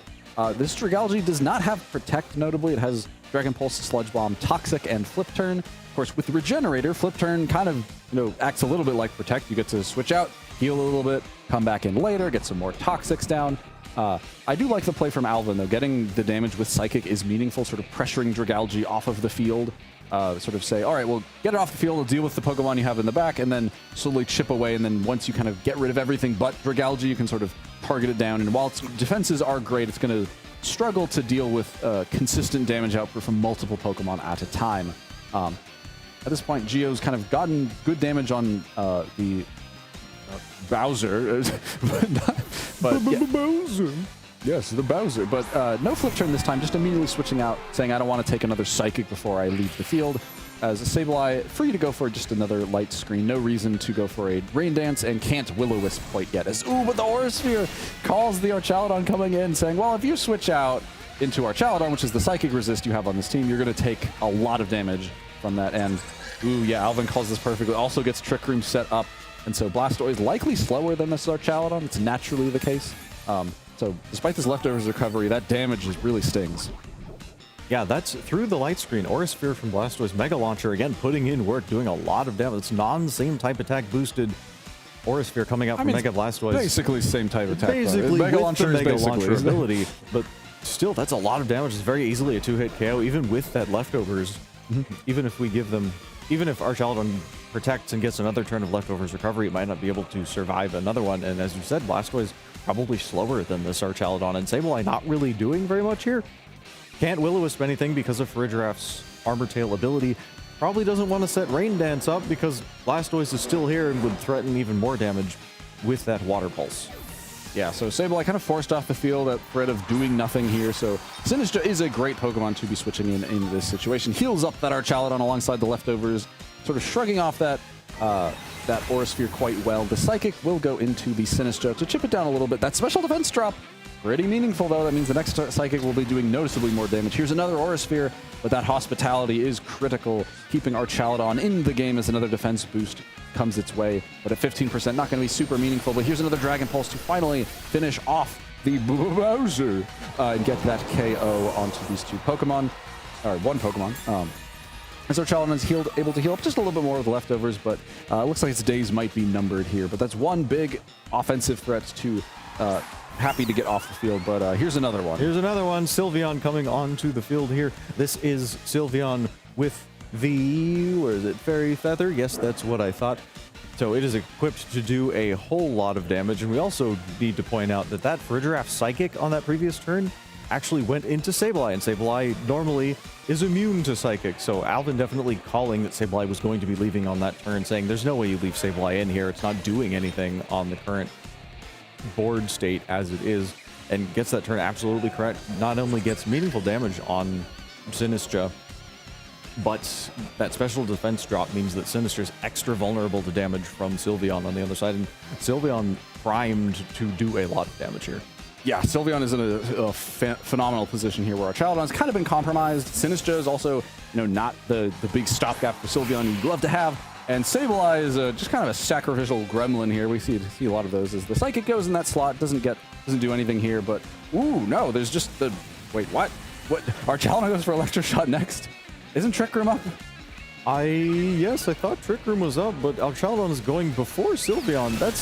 Oh, this is a really fast Sylveon, but Sylveon must be very quick, but Archaludon, okay, that was not what I expected to happen on that turn. Archaludon goes down, so it is as if Sylveon went before Archaludon on that turn. Was it because it went for Electroshot? Perhaps Gio was anticipating a more defensive maneuver from Alvin there, but definitely gets punished for it. Yeah, really bad here is now Sylveon just kind of gets a double KO for free. Hospitality heals up the Dragalge, which is all well and good, and Dragalge isn't in a fine enough spot. Light screen is still up to keep it safe from Farigiraf Psychic. And the Psychic, the poison type damage from Dragalge will be meaningful into Sylveon, absolutely. But this is a tall hill to climb, right? We see two 100% health bars on Alvin's side, and there's another one in the back we have no idea who it belongs to yet. While Gio, what you see is what you get. This is all the health that's going to be there. The Sinistcha can heal up a little bit with Matcha Gotcha, but there's no real prime targets for that now that the Blastoise has been knocked out, so it'll only be healing incidental amounts of damage on top of that Citrus Berry should it activate here. But yeah, Sylveon's still in a great spot to start dishing out some damage if it can not get taken out by the Sludge Bomb first. Yeah, it is going to protect, but Gio makes a very good call here, saying there's no way you leave Sylveon out and exposed. Yes, exactly. So gets a toxic poison onto the Farigiraf on the other side, but has to eat a Psychic from Farigiraf for that, and that's a whole lot of damage. And Magagacha is going to come out, but like you said, these are not optimal targets for Magagacha. It does connect, so will chip down Farigiraf a little bit more. That's solid damage. Pretty good damage, yeah. Nearly 30%, but I think you're gonna need a lot more of those. Yeah, but it's getting there, right? Gio's getting there. I think one thing we might have neglected to mention is that this Farigiraf is kind of doing pretty meaningful damage to the Dragalge with Psychic through that light screen. That indicates, especially alongside the Matcha Gotcha damage, that this is a more offensive Farigiraf The Sylveon is also more offensive, so it takes that Sludge Bomb not very well at all, as the Psychic is next to go into that Dragalge, which again stomachs that hit from this more offensive Farigiraf thanks to that light screen, as once again another Macha comes out, and Sylveon is gone, and that is yet more chip onto this Farigiraf. So looks like Dragalge, Sinistcha might be kind of the MVP for Geo here, able to close this game out potentially with just more and more Matcha Gachas. We'll have to see what is in the back for Alvin. And that Toxic Poison is adding up on that Farigiraf turn after turn. That's going to do more and more damage, and eventually no amount of recovery will outdo the amount of damage it does. And Aerodactyl is the last one, which is not what I expected to see here. This Aerodactyl is the Focus Sash set, so we'll be able to take any one hit.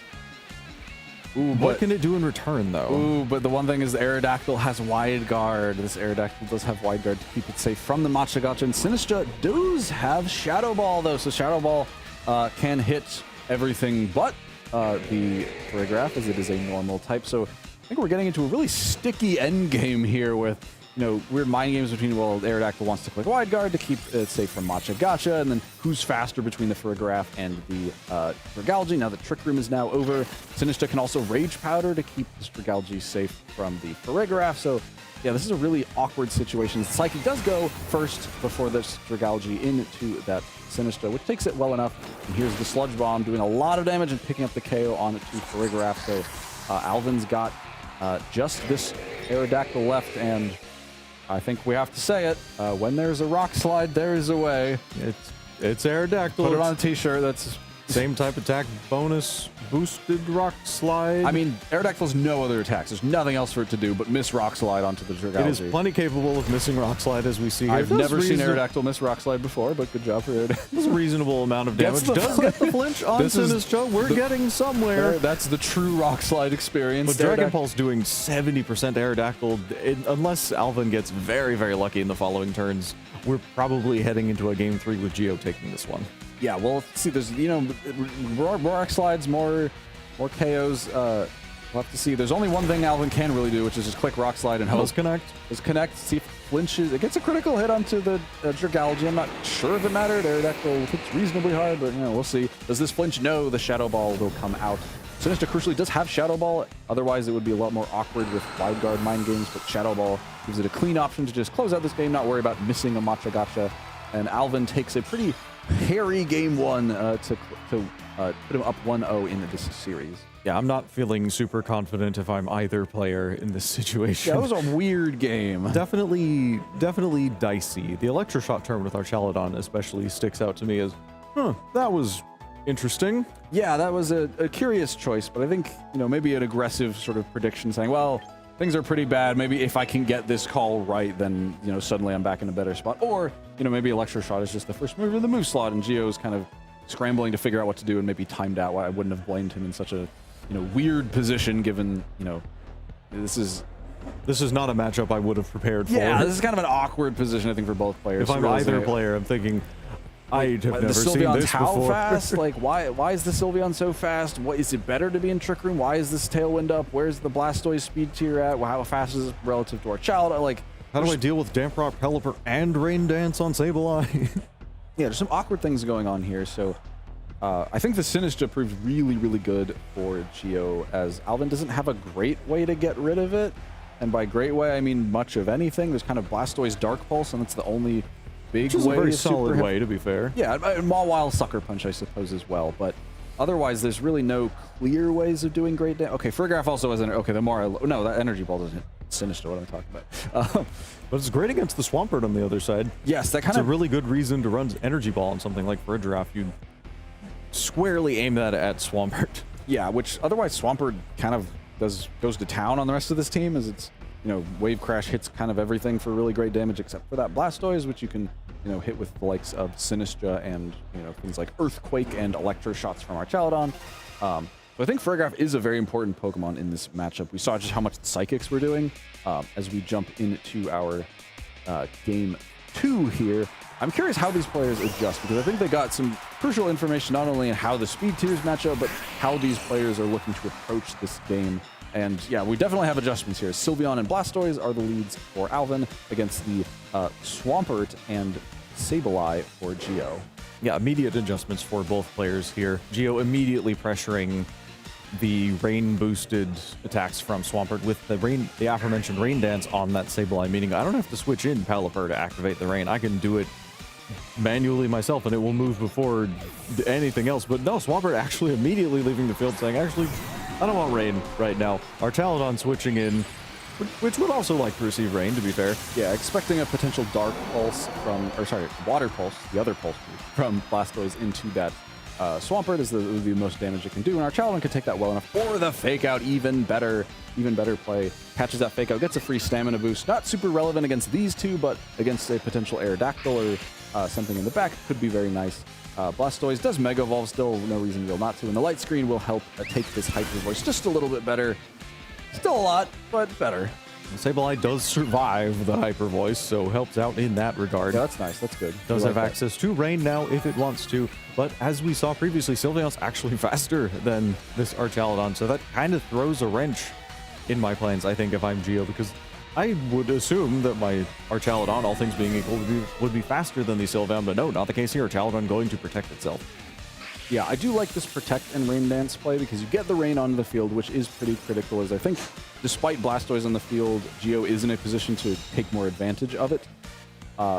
And I was thinking you could, set Rain Dance and then Sylveon clicks Hyper Voice, Sableye goes down, but Alvin knows that is a likely thing that Geo's going to want to do. That's what the N stands for, it's Mawile. Yeah, Alvin Mawile is his name. Alvin Mawile. But goes for the Moonblast, I think, very smartly, and the Aura Sphere into Archaladon, saying, well, I don't actually want Sableye off the field. I want to keep it there because what Alvin doesn't want to have happen is, Sableye clicks Rain Dance, gets KO'd, and then suddenly you have Mega Swampert and Archaladon in the rain at the same time. That's the position where Alvin could be suddenly losing a lot of ground very quickly.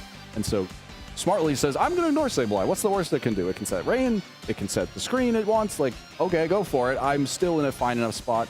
And now we can be in a spot where, well, what happens if you click Hyper Voice plus Aura Sphere? Now Archaladon is really struggling there, depending, again, how fast is Blastoise relative to this Archaladon. We'll have to see. Or we won't. Not yet. Not going to find out on this turn. Blastoise, Archaladon switching out, saying, I don't want to deal with any of this pressure right now. And Sinistra going to come in, heal up Sableye just a little bit. And Sableye is able to get a Reflect Up. Does not matter yet. Could matter later. Single target Moonblast doing pretty solid damage into the Sinistra despite the light screen. And Aura Sphere going to just whiff straight through the Ghost type in Sinistra. So either Ghost type, really. Either Ghost type, really. And Geo's now in a better spot, I think. I mean, it's still a little awkward where, like, not a lot of offensive pressure, but certainly better in that Archaladon's not being threatened with an immediate KO. Yeah, it's now kind of a position where, all right, where does Geo go from here? Where you can, Matcha Gotcha to maybe do some good damage to Blastoise. Geo hasn't done any damage yet. That's a crucial thing to note. What? You do need to do that damage. Yeah, you do usually have to deal damage to win the game. That's usually pretty important. And so, at this point, it's kind of awkward where, Sinistra does have the Citrus Berry, but it's likely slower than everything else. Sableye kind of just trying to do what it can, gets a Will-O-Wisp off onto Sylveon to start actually doing some damage, which is nice. But Blastoise is still probably faster than this Sinistra, so the Hyper Voice will finally clean up this Sableye and get that off the field and remove Geo's switching options. But I think even after the Citrus Berry, this Sinistra is going to be hard-pressed to stomach this potential Dark Pulse from this Blastoise, and there it is. Sinistra's Light Screen does tank it, and so this is going to be a pretty big Matcha Gotcha if it were to connect on both targets, but does miss the Sylveon, which is not the target you really want to hit. You want to hit that Mega Blastoise, and that's a lot of damage. Nearly 70% with a critical hit. There you go. Going to heal quite a bit from that, and now not only does Sinistra stick around, it is healthier than before and preserves redirection for whichever of our Archaladon and Swampert decides to come in the back, which I think is important. Yeah, now we can see Swampert is now sort of in a position where it can freely swap onto the field, does not want to switch in and take a rain-boosted Water Pulse and an Aura and a Hyper Voice or something, so gets on the field for free and now is in a position, as you mentioned, along with Rage Powder, maybe you can go for something like a Rage Powder and a Wave Crash or something into that Sylveon, pick that up, and then keep the Swampert safe, so it's in a spot to just start knocking Pokemon out as it is wont to do with these gigantic Wave Crashes. This one also has high horsepower, so it is a single target move that can also not deal a bunch of recoil to it itself as well. So the Swampert is now in a pretty nice spot. So, you know, Geo sort of converted that awkward position the turn before into a much better offensive position, but I don't know if Alvin's going to let him run away with the game that easily. Certainly going to do his best to work his way out of this position. Garchomp going to switch in for Sylveon here.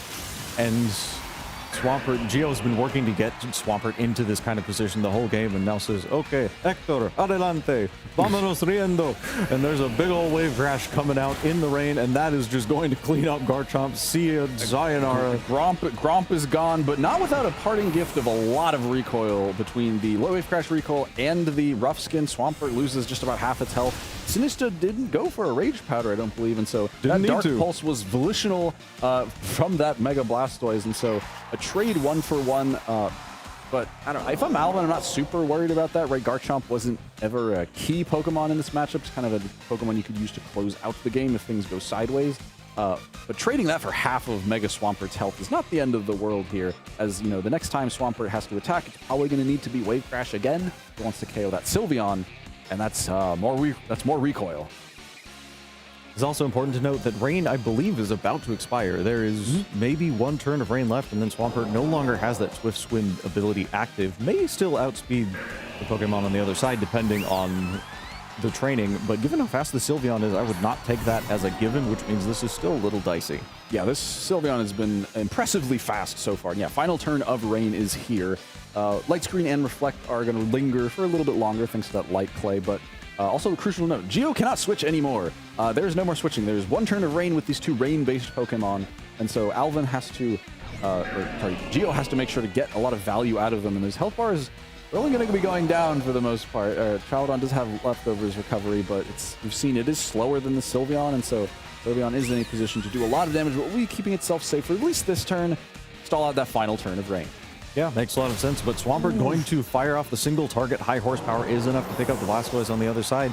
Perhaps Alvin predicted that and is okay to let a Pokemon go down here, to let whatever is in the back for him come in and try to finish up this game, but our Chaladon gets to snag a free special attack boost in the meantime thanks to Electroshot in that final turn of Rain. What do you mean I protected? Electroshot gets the boost anyway. So yeah, still gets something out of the last turn of Rain, so I like that play from Geo, sort of saying, well, are you really going to let me just KO Sylveon right away? Probably not.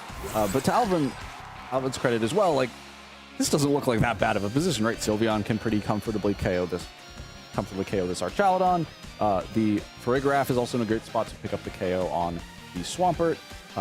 One awkward thing is that, you know, is Swampert actually faster than Sylveon? I think that's going to be a crucial speed interaction that kind of decides this game. If Swampert can KO the Sylveon with a Wave Crash, you know, things are looking a little bit different, but Swampert not going to be electing to do that. Goes for a Protect instead, and Hyper Beam will connect. And where did our Chaladon go? London Bridge is it survived. Nope, London Bridge is actually more structurally sound than I expected, thanks to the light screen that the construction workers put up during implementation of said bridge.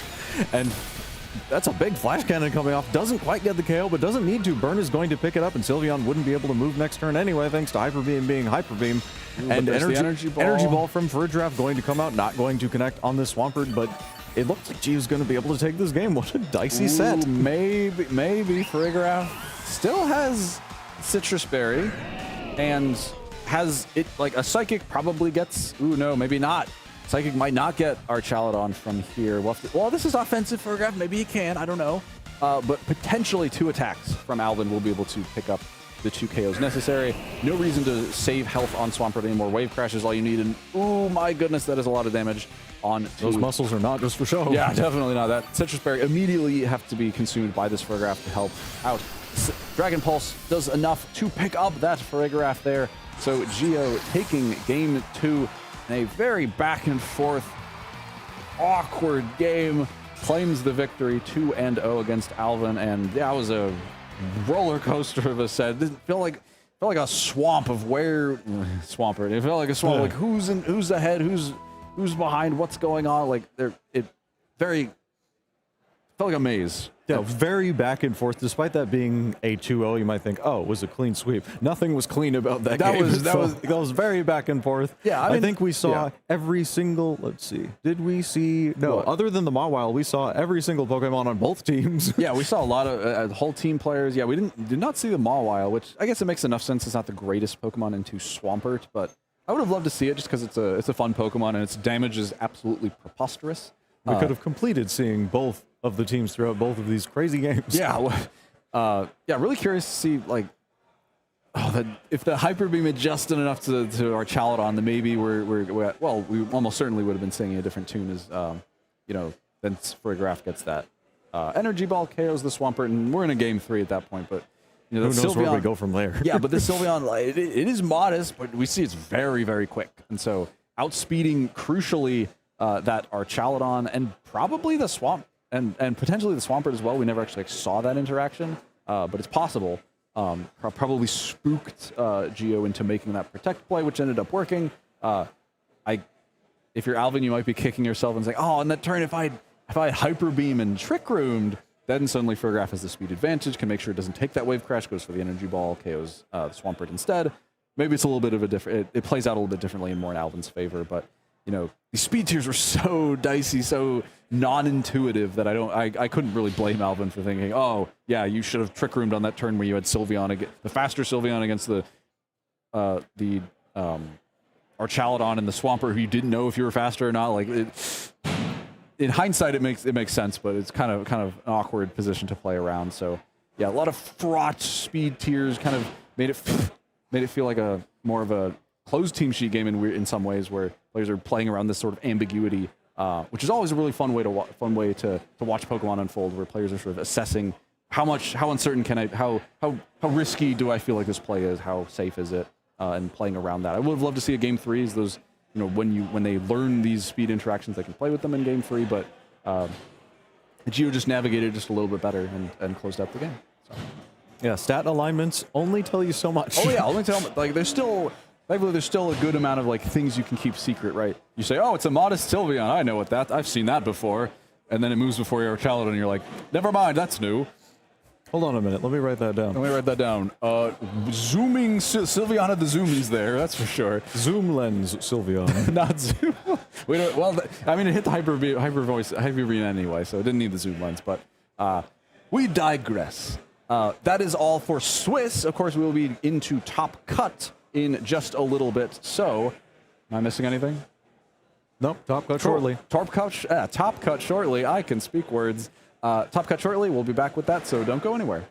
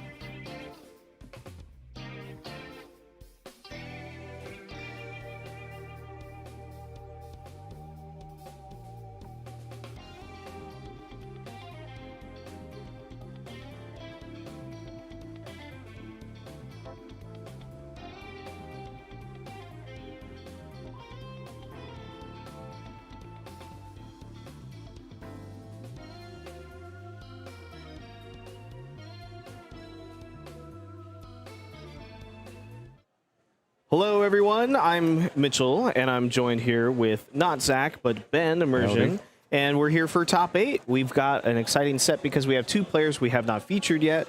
One of them being Aaron Chain, the other one being James. James M. James M. And these are teams that we have not quite seen. Aaron's running something you've probably seen if you've been looking at and keeping track of Regulation MB. We see Mega Raichu, Mega Staraptor. They have been pretty good friends in this current regulation, alongside the Farigiraf, Sylveon, Kingambit, and that Rockhead Hisuian Arcanine, which I personally like to see. James running something a little bit unconventional and a little bit probably something you have not really seen before, focusing mainly on that Mega Pyroar. Yeah, which is like, it's a cool team because Kangaskhan is featured on it, and it's been something that's like been a little bit under the radar. It's lost its foothold in the metaverse, I guess you would say. It's the Megaverse, right? Yeah, it doesn't provide all that damage, and the coverage is it would be good, sometimes.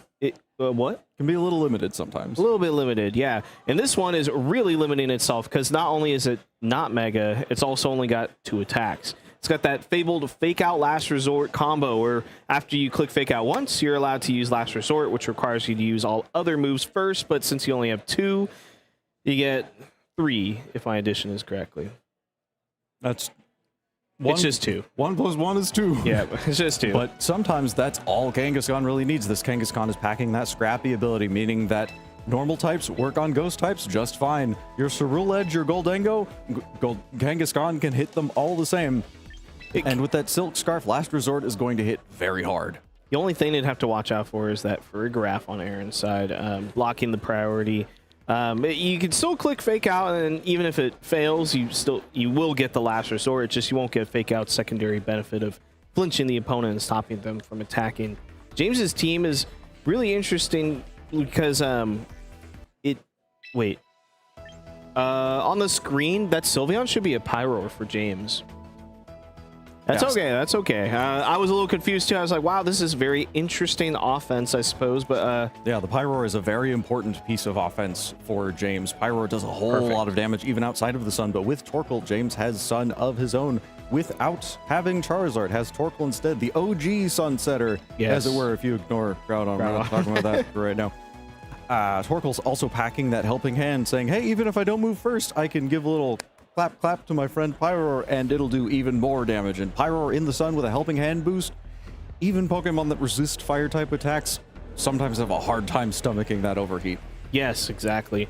And if one helping hand wasn't enough, there's a second helping hand on Farigiraf. So ensuring that its lower offensive prowess isn't overshadowed by it, ensuring that its lower offensive prowess, like, wait, you wouldn't say it has prowess. Yeah, it can make up for that. Exactly. Thank you, Ben. You're the best. All right. Well, we're heading into the match here. We're seeing James send out Tim and Smiley Face, also known as Venusaur and Torkoal, as Raichu and Arcanine hit the field. And I'm liking what I'm seeing here from Aaron's side because Arcanine has super effective attacks into both of these Pokemon, and it's paired with Fake Out support. Yeah, Arcanine looking very offensively primed in this position, definitely threatening a whole lot of damage onto either slot here. And because of that Rockhead ability means it can fire off Flare Blitzes and Head Smashes as it pleases without taking any sort of recoil damage whatsoever, and supplemented with the Fake Out support provided by Raichu means that it doesn't have to worry about Venusaur circumventing its naturally higher speed stat with that Chlorophyll ability, at least for this turn. After that, it's going to have some choices to make. Yeah, exactly. It could just be as simple as a quick double protect from James to stall that Fake Out turn and then have the speed control advantage. Venusaur is going to be a little bit scared, though, in front of this Arcanine that second turn because Venusaur does not have a Focus Sash protecting it. It's just got an offensive Life Orb at its disposal. It doesn't even have Sleep Powder in order to stop Arcanine from attacking, and we see Farigiraf hit the field for Torkoal. Torkoal's done its job. It's set the Sun, and now it's up to Farigiraf to block this Fake Out. Yeah, Raichu going to Mega Evolve on Aaron's side. No reason not to. Does not mean Staraptor is not lurking in the back, probably, but Farigiraf is able to come in, block that Fake Out. As Life Orb Earth Power coming out from Venusaur, getting a clean one-hit KO on Raichu on the other side, and that's a big offensive threat immediately taken off the board. But Arcanine still gets to do something on this turn, and we've been hyping up Arcanine. Let's see what it can do. Head smash. That is not a great turn for Arcanine. We shouldn't have been hyping it up so much. I mean, A little too much pressure. Yeah, a little bit too much pressure. The second turn's still not so bad because Arcanine still is great offensively into both of these Pokemon. The sun is set, which unfortunately for James, he's the sun setter, and he's set up Arcanine with a nasty Flare Blitz without any recoil because of the Rock Head ability as its ability choice. But it's got to pick wisely here because if Venusaur's knocked out, that gives Farigiraf free reign to just click Trick Room and reverse the speed order, and then Torkoal hits the field, and you know what happens then. Helping Hand Eruption. That is true, but if Arcanine is able to get rid of the Venusaur and survive and not take, crucially, an Earth Power from Venusaur in the process, Arcanine is a really good Pokemon as far as it goes to absorb Fire-type attacks from Torkoal. So if it comes to it, Arcanine, because of its Fire Rock typing, is pretty well positioned to be able to do that, but that's not happening on this turn. Venusaur just going to protect, and Arcanine going to follow up, not targeting into Venusaur though. That's a big Flare Blitz, and Farigiraf takes that really well. That's sun boosted Flare Blitz from Arcanine, and it hung on really well. Psychic coming off from Farigiraf, big critical hit doing nearly 70%, and Farigiraf is double Psychic, but because of the protect from James, Aaron's Psychic doesn't do that much. That's a lot of damage traded, but no KOs just yet. James set up the board beautifully because on that turn, I mean. Yes, yeah. On that turn, James was able to make it so that the next turn he can click Trick Room safely with Venusaur knocking out the Arcanine or just hitting into a Protect. Aaron's Farigiraf, sure, it could knock out Venusaur maybe with the Psychic. I'm not too sure how much damage it would be able to apply, but essentially Farigiraf is free to click Trick Room here. And what's really nice is the Focus Sash is broken on Arcanine, and that was not present. If he had clicked Trick Room the previous turn, he would have needed to commit a Venusaur attack into it, and now this turn's ensuring that Focus Sash is broken in the remaining Trick Room turn. Solar Beam is the move of choice coming out from James's Venusaur into the protective Arcanine. So yeah, Thunderbolt goes into Aaron's Farigiraf, so not a Trick Room, and we have to see if Aaron's calling his Trick Room with another Trick Room or just a Psychic into the weak Venusaur for the knockout.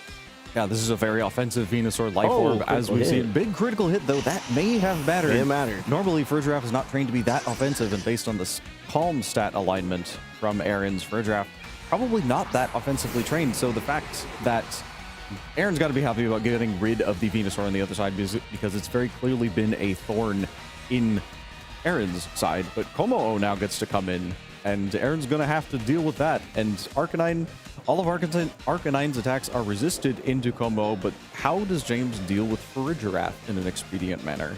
Yeah, without Trick Room being set up, that means that I believe Arcanine is the fastest thing on the field now compared to Como-O. Should be. Usually Como-O has that modest stat here. alignment as well. Okay, that's fair. And with a Focus Sash Pokemon such as Arcanine, it's going to be usually trained offensively. So yeah, I don't know what James is going to be able to do in order to establish control of the battlefield without taking too much in response. Like, sure, Como-O could knock out this Arcanine, but has to get past like any attack, and then Farigiraf's attack as well. Head Smash was the move of choice, knocking out the Farigiraf on James's side. Crucially does connect. Yeah, crucially does connect. Aura Sphere comes out from Como-O to knock out Arcanine on Aaron's side. So now it is just Farigiraf's turn versus Como-O's turn. And Farigiraf gets to do whatever it wants on this turn. Was not targeted. Big Psychic doing 80% to Como-O on the other side.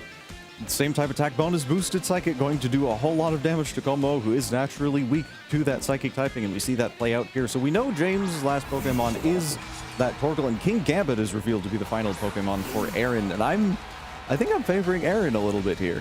Yeah, I think that King Gambit is maybe a little bit scared of the Torkoal because of the fire typing, but it does get to attack first, so that could be a lot of damage put down on the board, as well as when you factor in the Helping Hand boost that Farigiraf could support this King Gambit with. In fact, King Gambit could even take out the Como-O if it wanted to with a Sucker Punch. Perhaps it needs to be Helping Hand boosted. Let's see, this King Gambit is holding Life Orb, so maybe it could just do it, right? I doubt that Helping Hand Kowtow Cleave could knock out Torkoal on James's side, though, so perhaps Torkoal is just one Heat Wave or Flamethrower. Let's see what it's got. Eruption, Weather Ball, I see. Depending on Sun, we could be in a state where Weather Ball is no longer able to be clicked, and then at low health, Eruption doesn't get to do much. King Gambit went for the Sucker Punch into Komo'o to knock it out, so Life Orb was enough to deal the last 20% on Komo'o. Psychic does about half to Torkoal, and Torkoal is going to respond with an Eruption. It will be weakened because it's at half health, but a King Gambit in the sun, it's certainly not taking that well, and neither did Aaron's Farigiraf. No, Eruption did quite a bit of damage. That's at half health. Torkoal, Eruption, you can't count out Eruption, does a ton of damage, and we might actually have... Oh, okay, that's really poor timing for James, unfortunately. Yes. Sun fades, and this Torkoal's only other method of attack is Weather Ball, in which will now be a typeless move, does not have that fire same type attack boost on top of it. So unless Aaron decides to not attack Torkoal for the next few turns, just to try to have a conversation with it, I suppose, we're going to go into a game 2, and Aaron's going to take this game 1, and it will be on James to adjust. Yes. It was quite volatile in the first turns, considering that Trick Room could have gone up on either side. As even a play where, like, one tries to call the other one clicking Trick Room, and that was purely the purpose of clicking Trick Room there. But I wonder what James will have to do to adjust. The Arcanine lead on Aaron's side was just too oppressive, I feel, into Torkoal plus Venusaur, because if Venusaur missteps, then it's just knocked out, and Torkoal certainly doesn't like getting off having to eat a Rock Slide, and it doesn't deal that much damage back with just Eruption or Weather Ball, so it was not the best lead. And considering that Torkoal gave Sunlight to the Arcanine, therefore increasing his Flare Blitz damage, and it's no wonder that Aaron was able to take that first game because of all the damage that was coming out from his side. Yeah, Focus Sash also a big problem, I think, for James, because he has ways to deal with that, like Aura Sphere from Komo'o. That's a super effective attack. Scorching Sands is available on this Pyroar. That is a super effective attack. Neither are going to one-hit KO Arcanine on the other side, thanks to that Focus Sash. And because Aaron also has Vergiraffe, he has a way to circumvent the fake out that James might have if he decides to bring that Kangaskhan. So as you pointed out, Arcanine, really big problem for James, and he's going to have to figure out how to circumnavigate it, because I don't see Aaron dropping it in this next game, given how well it did in the first. Right. I also want to point out that Aaron, like, also got off on what... so, like, on paper, like, at the surface level, Aaron clicked Fake Out as James switched into Farigiraf for that Torkoal in game 1. And, you know, Raichu just went down for free, essentially. There was nothing that Raichu accomplished. If anything, James, like, it looked like he pushed his board position properly, and yet Aaron was able to climb out of that hole just with Farigiraf's Psychic and with Arcanine's attacks, and that was all that was necessary. It was quite an impressive comeback from, well, I don't know if he... Aaron played well, right? It's just the Arcanine was really impressive there, and Farigiraf did what it needed to, and King Gambit, honestly, it didn't do a whole lot of damage, but it got the knockout it needed to. Got knocked down in return by Torkoal's Eruption, but all that Aaron needed was just a solid, sturdy Giraffe clicking Psychic into most of these Mons. Yeah, and Colberberry did not come up for James in that particular game. Probably wished maybe he had that Citrus Berry on Aaron's side, because that Citrus Berry was really important. It kept Farigiraf out of range of any follow-up attacks, although the sun did fade, so maybe it didn't matter that much, but any recovery is always helpful. And we are about to go into the second game here. We'll see how our players adjust here. As we said, probably expecting to see Arcanine again, given how pivotal it was in game 1, but you never know. Sometimes players make adjustments that we casters don't quite expect. And there's Such one as now. Staraptor. Staraptor being led alongside the Arcanine, but James has not changed his lead, still leading with the Venusaur and Torkoal, so still pressuring with that, still pressuring with the offense from Venusaur, given that Venusaur is faster than everything thanks to its Chlorophyll ability. I like this adjustment because Raichu has a hard time doing anything in this matchup when Venusaur is possibly able to outspeed it with Chlorophyll and knock it out with Earth Power in just one hit. Provided, even if Aaron goes for Fake Out, James's Farigiraf could block that. So I do like this adjustment into the Staraptor, which takes Venusaur's attacks quite well, threatens it in return with, is it Brave Bird? No, it's Dual Wing Beat, or just boosts up its offenses. Perhaps like Rock Slide plus Close Combat into Torkoal is enough to get the knockout. I'm not too sure how the damage works out, but even if it doesn't, it's cementing its position on the board with increased special and physical defenses for the later foreseeable future. Yep, and we're going to see Staraptor Mega Evolve, not preserving that Intimidate for later. use, and Venusaur is, well, we'll see in a second. First of all, Tim the Turtle is going to protect, does not want to take a head smash from this Arcanine or anything else for that matter. And Venusaur gets the Fire off an Earth Power, bringing Arcanine down to 1 HP. That didn't get to happen in the previous game, so that's an important step forward for getting rid of this from the side of James. But Staraptor still now gets to move, and so does Arcanine. Yeah. The Focus Sash being broken is one step of the plan, but in return, you're going to have to eat this dual wing beat. Your Venusaur has been knocked out, and so Staraptor is still in a strong position. Arcanine's attack is not going to matter as Torkoal had protected. Arcanine did elect for the head smash, so flipping a, what, 75%, 70% chance to knock out this Torkoal in one hit. Oh, it's way more accurate than that.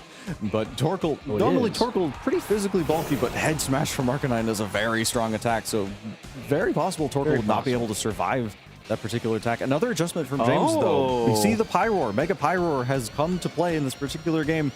And two important things. Mega Pyroar hits really hard, especially in the sun. But Staraptor is here, and Pyroar is a normal type and is weak to those close combats. However, again, Pyroar naturally faster than Staraptor. Yes. And it's going to be supported by Torkoal's Helping Hand, assuredly, right? James is just one really strong heat wave away from knocking out both Pokemon. It's just a matter of does it connect and does the damage line up onto this Staraptor. Here comes first step, Helping Hand, and then we're gonna have to see how the turn plays out. Okay. Arcanine going to protect, does not want to fall to a heat wave. Hisuian Arcanine not often KO'd by a fire type attack, but that'll happen sometimes. Heat wave does come out, doesn't connect on Staraptor. It does. Helping Hand Heat Wave in the sun is enough to pick up the clean one-hit KO on Staraptor on the other side, and James feels like is now firmly in the lead despite losing Venusaur so early. Yeah, what looks like a good adjustment on paper for Aaron is now coming back to bite him because the speed war has been won by James. James is now outspeeding everything on this board. Sure, Kingambit has Sucker Punch, but you know what blocks that? Farigiraf. On top of that, it's not even like the Sucker Punch is threatening huge damage onto these Pokemon. Wow, Farigiraf switches in for James for Torkoal, and it blocks Extreme Speed and Sucker Punch from Arcanine and Kingambit respectively. Heat Wave comes out, misses the Arcanine pivotally, but you know, you would have liked to have seen Rock Slide or something else if it misses Arcanine. Kingambit feints the Heat Wave, and now James is up 3-2. Yeah, definitely a great turn for James. Farigiraf showing its utility there, switching into block not one but two priority attacks from Aaron's side and proving why it is on this team as a result. Arcanine at 1 HP and Farigiraf from Aaron are probably not going to be enough to do.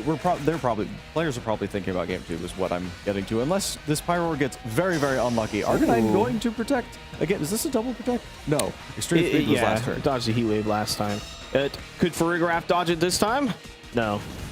Not quite. Helping Hand Heat Wave is enough. Oh my. This Pyroar just one hit KOing everything with the support of its friends, just sitting on the side going, "You got this, buddy." Wow. Pyroar, its balance sheet is looking fully booked out because it has knocked out 3 Pokemon and it's just 1 Pokemon away from, you know, taking all the hits. The Scorching, forgive me for asking, is Scorching Sands 100% accurate? Scorching Sands is 100% accurate, so if Pyroar really wants to make sure that it hits this Arcanine, it does have a safe option to do so. Arcanine electing to Extreme Speed its partner because it knows that its days are numbered in this game. And we're going to move into a game 3. James deciding to bring Mega Pyroar, and that, I'm not going to say that made all of the difference, but wow, was that pivotal. It moved the needle because it was able to give speed that James lacked game 1. The needle, it took the whole it took everything. Machine. Yeah. What is the extended version of the metaphor there? Just moved it to a different room in the building. I don't know what I'm doing anymore. But the whole building caught on fire though because of the whole Heat Wave. Pyroar committed arson. Am I allowed to say that on screen? Not too sure. We're treading in uncharted territory, especially when it comes to James's team. That was quite versatile how that team played out, right? Torkoal hit the field just to set the sun, and sure, it set it up for Arcanine too, but it never got a chance to move because James had mapped that out beautifully. He first broke the sash on Arcanine, and bringing it down to 1% is okay, but it probably doesn't matter too much in the long run, considering Pyroar was just launching Helping Hand Heat Waves left and right, and at some point it was going to hit Arcanine. James did make a good play of switching in Farigiraf to remove the ability of extreme speed plus Sucker Punch somehow knocking out Pyroar. And it really played in his favor because Pyroar missed Heat Wave, right? And it bought him an extra turn in order to make sure he established a foothold to win the game. So Aaron's adjustment of Staraptor, it does look really good on paper.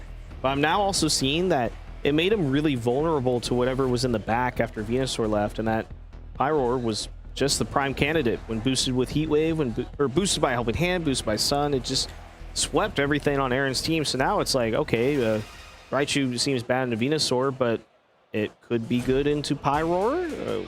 I don't know. It's a tough thing to... It should outspeed Pyroar at the very least, and if you are able to paralyze it with a Zap Cannon, you could possibly be able to navigate around it, because Pyroar's good speed is one of its important qualities. And we see the same leads from Game 2, actually. Arcanine and Staraptor from Aaron, and James has not changed his lead a single time. He's firm on the Venusaur Torkoal, saying, this is the lead that I want, this is the lead that I think gives me the most options into whatever Aaron decides to bring, and we will see how he plays it on this particular turn, because it didn't work out super well in Game 1, despite how well Turn 1 went, but Game 2 it went very well. You know, Arcanine is probably keen to protect here to protect its Focus Sash, because being at 1%, that's really not good when it's coming down to hitting this Pyroar. But if Aaron decides to protect Arcanine, that allows Torkoal on James's side to just click Eruption. And some of these Torkoal players look for those openings where they say, hey, I'm going to click Eruption, I'll get some damage down, but if you don't attack me, then I'm getting a lot of damage down. And that can really swing the game in one's favor. Staraptor Mega Evolves, Venusaur protects, and, you know, it's anyone's game. Arcanine protects. Now it's just Staraptor facing off Torkoal, and now it's a matter of, does Torkoal click Eruption? Ooh, Staraptor clicks Tailwind. Perhaps we're seeing that Pyroar is going to be a little bit of an issue later on in the game. And Torkoal clicks Weather Ball into Staraptor. So, oh, it doesn't get the knockout, though. Staraptor is still at 6%, but as far as speed is concerned, I think Staraptor's faster than Venusaur in the Sun, no? Because of the Tailwind? That Tailwind, yeah, is very, very important. Staraptor naturally faster than Venusaur, and thanks to the Tailwind, will also be doubling its speed, so should be faster than Venusaur on the other side. So now Venusaur's main selling point, the fact that it is very fast in Sun thanks to that Chlorophyll ability, has been overwritten, and Aaron now has much more breathing room in trying to fight against the two that James has out at the moment. Torkoal was going to be moving last anyway, but being able to move before Venusaur can KO Staraptor at this point, or bring Hisuian Arcanine down to Focus Sash, that's super important. Yeah, it sets him up in the future too for the Pyroar on James's side. Okay, Farigiraf hits the field for James, so James is probably looking to try to set up a Trick Room here and reverse that speed order, but it's going to have to take attacks not just from Staraptor, but from Arcanine, not only this turn, but next turn too. So getting that Trick Room up is going to be really tough. All right, Giraffe is now at 67% because of Staraptor's dual Wing Beat, and Arcanine launches a Head Smash into Torkoal, and Torkoal just protected itself, so no damage was dealt. Yeah, the onus is now on James to try to get out of the position that Aaron has put him in. That Tailwind doing a whole lot of work, forcing Venusaur off the field. Venusaur has been such a pivotal piece in Game 1 and Game 2, would have been here as well, and is now going to be forced off the field, has to come back in at some point, and maybe when it comes back in, the sun's not up anymore, and it'll be easier for Aaron to deal with. So it's on James to figure out how to get around the Tailwind that Aaron has set up. And as you said, Trick Room, very good option to do so. It's difficult to see how Farigiraf might be able to actually get that done. Yes, close combat from Staraptor coming out into Farigiraf. It doesn't get the knockout, but it brings it quite low, down to 17%. Staraptor gets increased defenses from that close combat, but it's pretty negligible because it's at such low health. Arcanine follows up with a Flare Blitz on Farigiraf to finish up that knockout, and Torkoal correctly identifies this as a spot to click Eruption and clicks it. Brings Arcanine down to 70% and picks up the knockout on Staraptor. So it is now an even score with 3 Pokemon left on both sides. Yeah, 30% to Hisuian Arcanine with a Fire Move. It's a lot of damage. You can never count out Torkoal. Torkoal, as you said, correctly identified that it had a free turn and it took the KO that it could. And Staraptor being off the field does matter because Well, I say that, but Aaron actually has a lot of different ways to hit Venusaur. He's got Staraptor, he's got Suian Arcanine, he's got Psychic on Farigiraf. King Gambit hits very hard as well. I don't know, the things are not looking amazing for James here, but Farigiraf comes in for Aaron, and that's not a ton of damage. And Pyroar is here as well, and Tailwind turns are running out. And Focus Sash is now broken on Arcanine, so that Scorching Sands move that this Pyroar is packing it could spell the end for Arcanine. Granted, it's going to have to figure out how to navigate these Tailwind turns. One more left. Yeah, one more left. That's a quick protect away from victory. However, this Farigiraf has Trick Room. Ooh, yeah. It could reverse the speed orders, which would give Torkoal the time of its life, but then it would allow Arcanine to have some leeway in dealing with this Pyroar, which just protects on this turn. Oh, and Tim the Turtle also protects, so double protect could be punishable by this Trick Room play from Farigiraf if Aaron decides to choose it. He chooses a Head Smash and a Torkoal to try to do a lot of damage, and he does click Trick Room and successfully sets it up. So now it seems counterintuitive that Torkoal is now the fastest thing in the room, along with being Sun boosted with its eruptions, but there's no way that it could knock out Arcanine from here. There's a ton of ways that Arcanine could knock out both with Rock Slide or Head Smash combinations. Yeah, Aaron sandwiching James a little bit here, taking James's speed sandwich and kind of turning it against him, saying, okay, your Torkoal can move first, but the thing I have on the field right now can take attacks from Torkoal and potentially one-hit KO it in return with that Head Smash. Arcanine, as you said, threatening both Pokemon on James' side immensely, and there's only one turn of Sun left. So what are you thinking now if you're James? You want to take advantage of the Sun while it's up, but also both Pokemon are at risk of being KO'd immediately, so Pyroar are going to just leave the field, say, all right, well, good luck, Venusaur. Yeah, sending it into a possible Flare Blitz or just any rock move to try to stall that extra turn and somehow get something going here. There's 4 turns of Trick Room. Torkoal clicks Eruption, correctly so. That's a move it's allowed to because it's the fastest thing on the board. It brings Farigiraf down to eat its berry. Farigiraf launches a Psychic into Torkoal.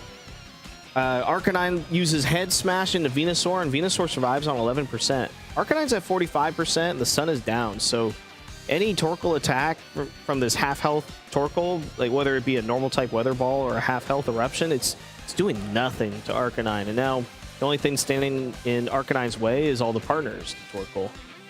Importantly, Sun going down means that Venusaur might actually be faster than Arcanine on the other side, which would be great, but there's still a Farigiraf that Aaron has access to and can just fire a Psychic off into the Venusaur, KO that before it gets to move and KO the Arcanine. So things are still a little bit awkward for James. I don't know how he's going to navigate out of this position.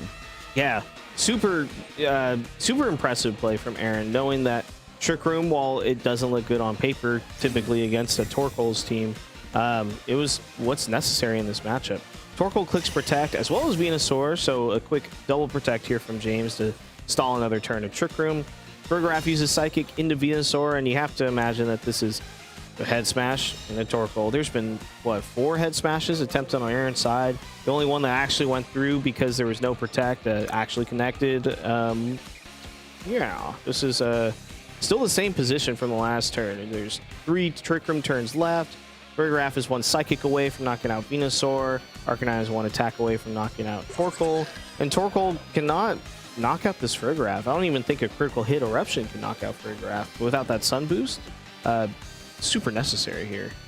I think one possible way out would be Torkoal switching out for... We could see Torkoal switch out for the Pyroar, which risks the Head Smash, obviously. But if Head Smash misses, then maybe Pyroar could come in for free. As it is, that weakened Eruption without the Sun not going to do that much damage. You can see even Farigiraf take that fairly easily. Psychic going to come out, pick up the KO on the Venusaur, and it's just up to whether Arcanine can connect this Head Smash. Yes, and it does. So surely it's going to take out the Torkoal, right? Yep, it is gone. And you know, I think I might have spoken too soon, because with the amount of damage that Arcanine has taken, I wonder if Pyroar, once it Mega Evolves and gets the, was that the Fire's Maw ability? Fire Mane. Fire Mane, apologies. Thinking of Regidrago. You got Drago on the mind. Dragon's Maw, yeah. we always got Drago on the mind, right? Pyroar, like, it looks like it could be in a position to reverse sweep because Arcanine's now at 34%. It really just comes down to how much damage it could put out with Heat Wave, because I'm sure it has to click it. If Fergraf gets a second Trick Room up, and that's a King Gambit, or even the Sylveon in the back, then Aaron's won the Speed War and surely the game. So I think James has to click a Mega Help Heat Wave. No Help in hand, no Sun Boosts around. These are precarious times, Ben. Yeah, Pyro definitely not in a great spot. Is faster than everything, so as you say, yeah, Heat Wave there is a way. Is maybe the only way out. May need to dodge a head yes. smash from Aaron's Arcanine as well. So Mega Evolution does come out. Extreme Speed, actually, that makes a good amount of sense. That is a solid chunk to Pyro. Heat Wave does double connect. That's important. Is able to pick up the Farigiraf. But wait, if King Gambit is in the back and does have that, if King Gambit is in the back, can Sucker Punch and Extreme Speed should be enough, and we do see King Gambit should be enough to pick up the Pyroar, which James is playing to his outs, but I'm not seeing a path forward anymore. Yeah, surely Sucker Punch Extreme Speed does it, right? Extreme Speed did 28%, another 28%. It's just a matter of, does Sucker Punch do 50%? Oh, it has to do 44%. So Arcanine does Extreme Speed and Pyroar, and Sucker Punch gets the knockout onto Pyroar. So Aaron, I'm not too sure if it was by the skin of his teeth, but he had the damage in the right place, and he wins the set.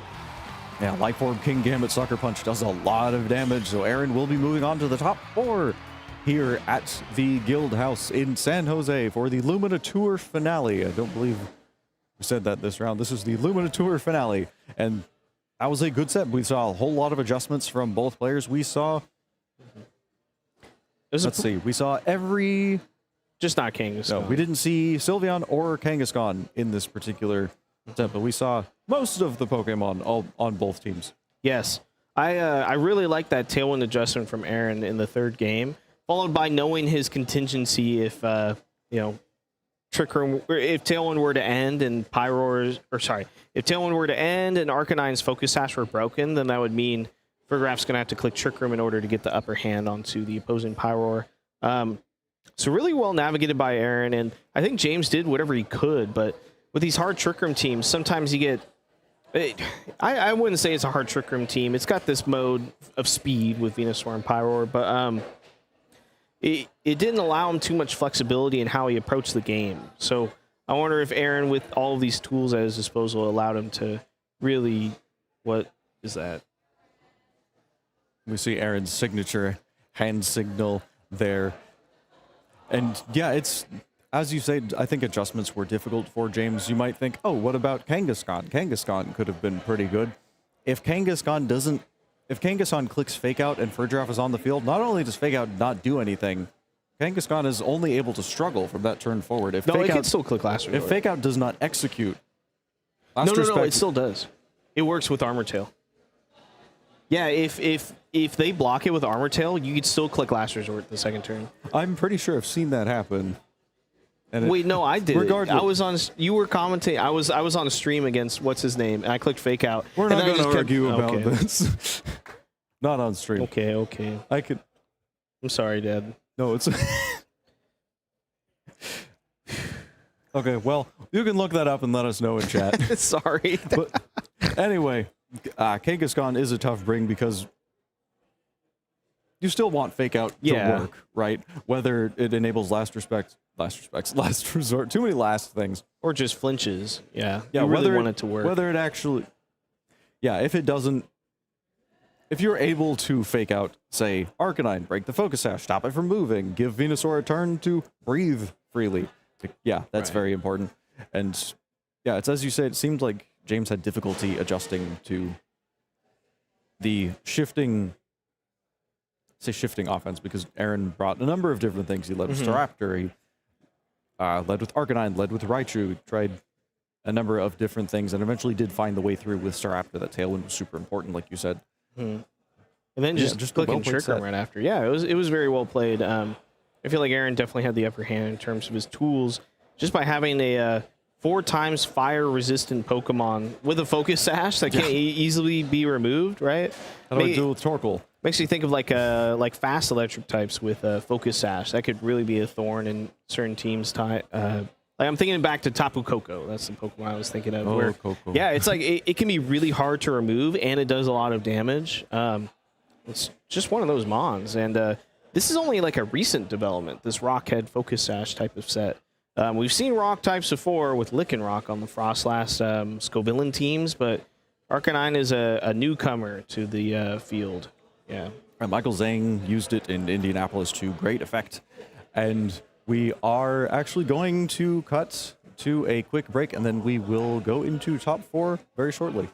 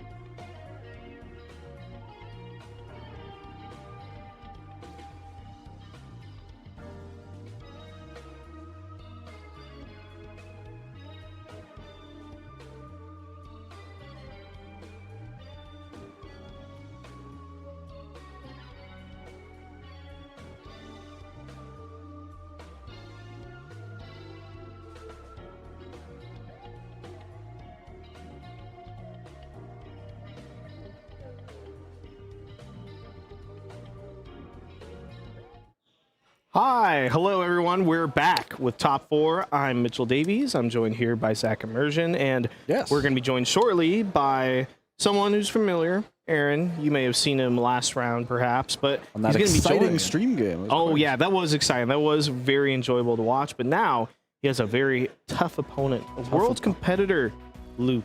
World competitor. This is no world competitor. This is the world champion. Oh, sorry. Reigning world for at least one more week. We can say it for one more week unless he wins Worlds again, which, you know, he might. He's very good. The Junior Division World Champion from 2025, Luke, is here today running the Rain and Sun team that we have seen popularized in the recent weeks of Regulation MA against Aaron's Raichu Staraptor teams. Like these feel like two sort of the bigger meta forces right now that are like Reg MB specific teams, and then like we don't see these kinds of archetypes before this, but this is kind of the state of the format in a lot of ways. Yeah, it definitely encapsulates it well.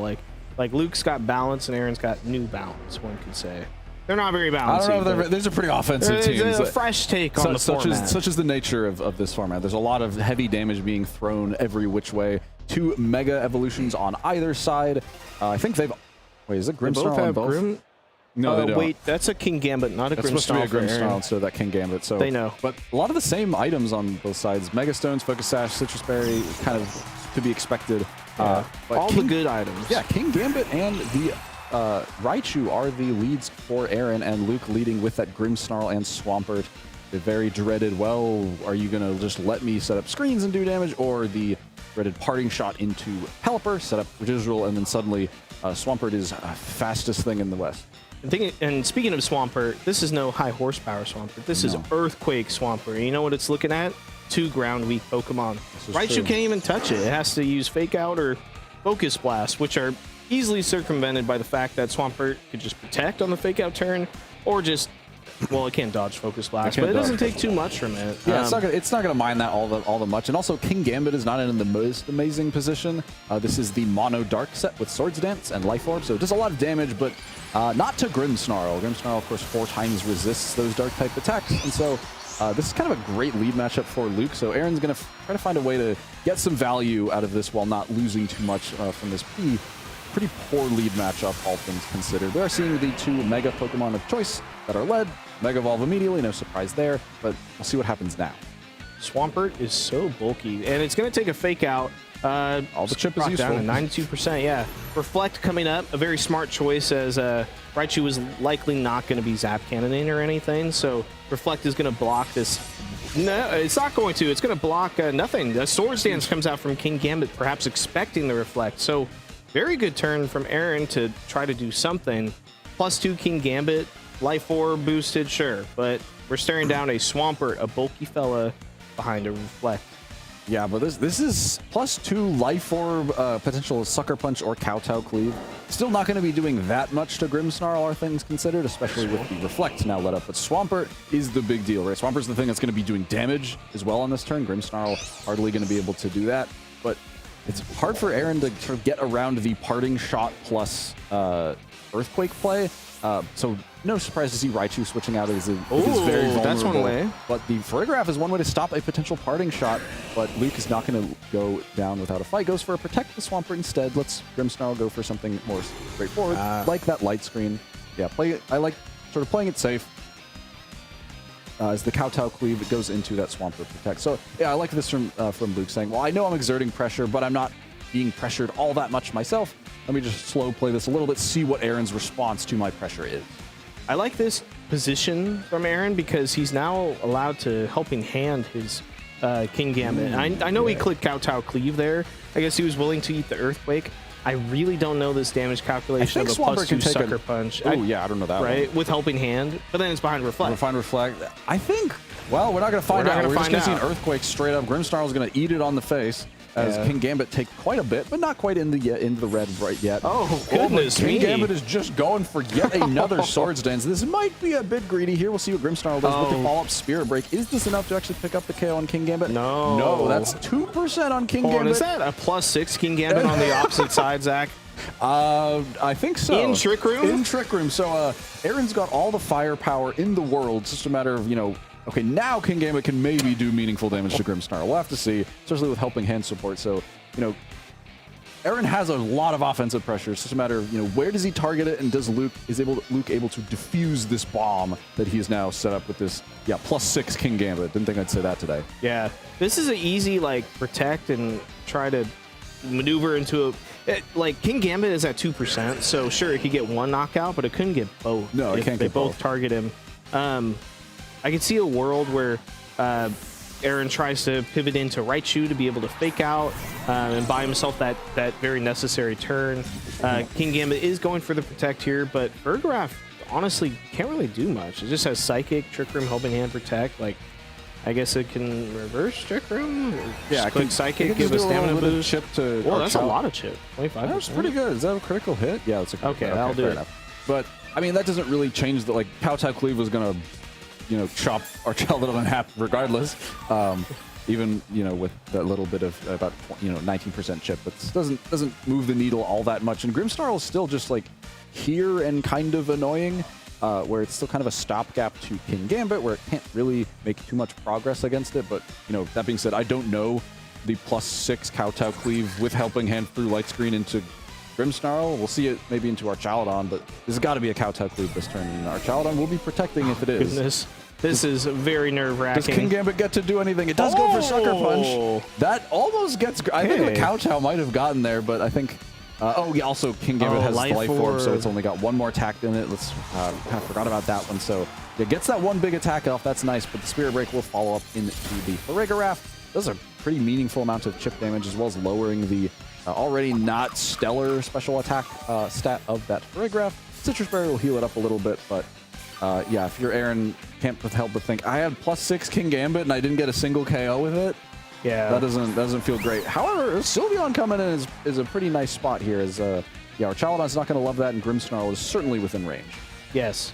Note that Luke was willing to let Archelidon faint. If this was Kowtow into Swampert, the previous turn, Luke has correctly identified that Swampert is probably one of those game-winning pieces, right? You look at the rest of Aaron's team, and there's not much response.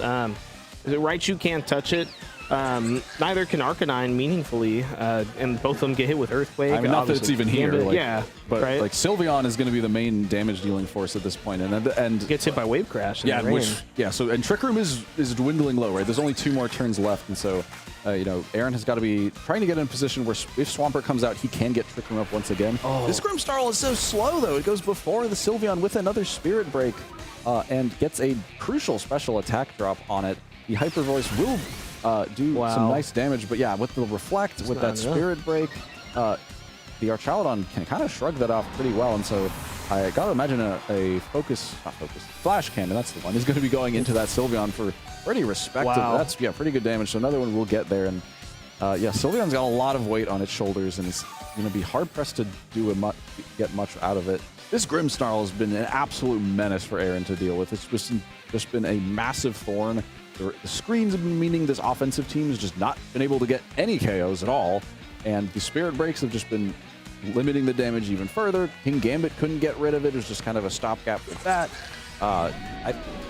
Grimmsnarl's looked amazing in this match. Yeah, and the fact that it's supporting such an offensive behemoth like Swampert, that is also very good in the Aaron's team. Aaron's got to be looking at game 2 thinking what you could possibly do to get around most of that.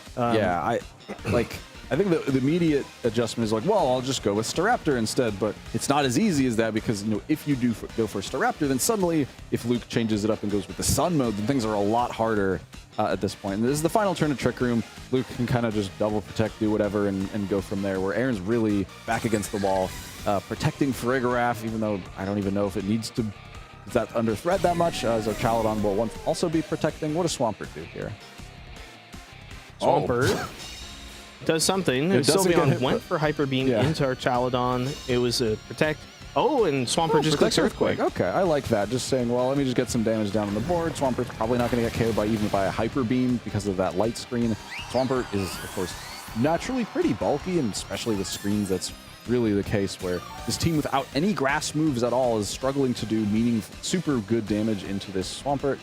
Hyper Beam was probably the best bet it had, but whiffing that into the Archelidon instead is really looking bad because you kind of wish you got that damage into Swampert, where Archelidon is not hard to deal with the Raichu, but Swampert absolutely is. And of course, we've only seen 3 Pokemon. Pelipper is no doubt lurking in the back to be that range support, but Luke might not even need to show it. Yes. I don't know what Aaron could do to even the playing field. It could be like a fake out into the Trick Room mode, but instead Aaron opts for Focus Blast, misses the knockout onto our Chaladon. I like that. Just see how much damage it does. Yeah, that's that's useful also to know good, because this is Calm our Chaladon, so it might not be something a damage calc is super useful. Used to knowing. And another Earthquake, just saying, all right, I can KO our Chaladon, that's totally fine. In trade for that Raichu, and Frigoraph on his own, still at -1, is going to be really hard pressed to make a comeback here, though it will try. Yeah. And for Aaron, he does get to see the last Pokemon. I wonder if there's a world where if... Oh, no, he's not. He's going to forfeit, so he will not see the last.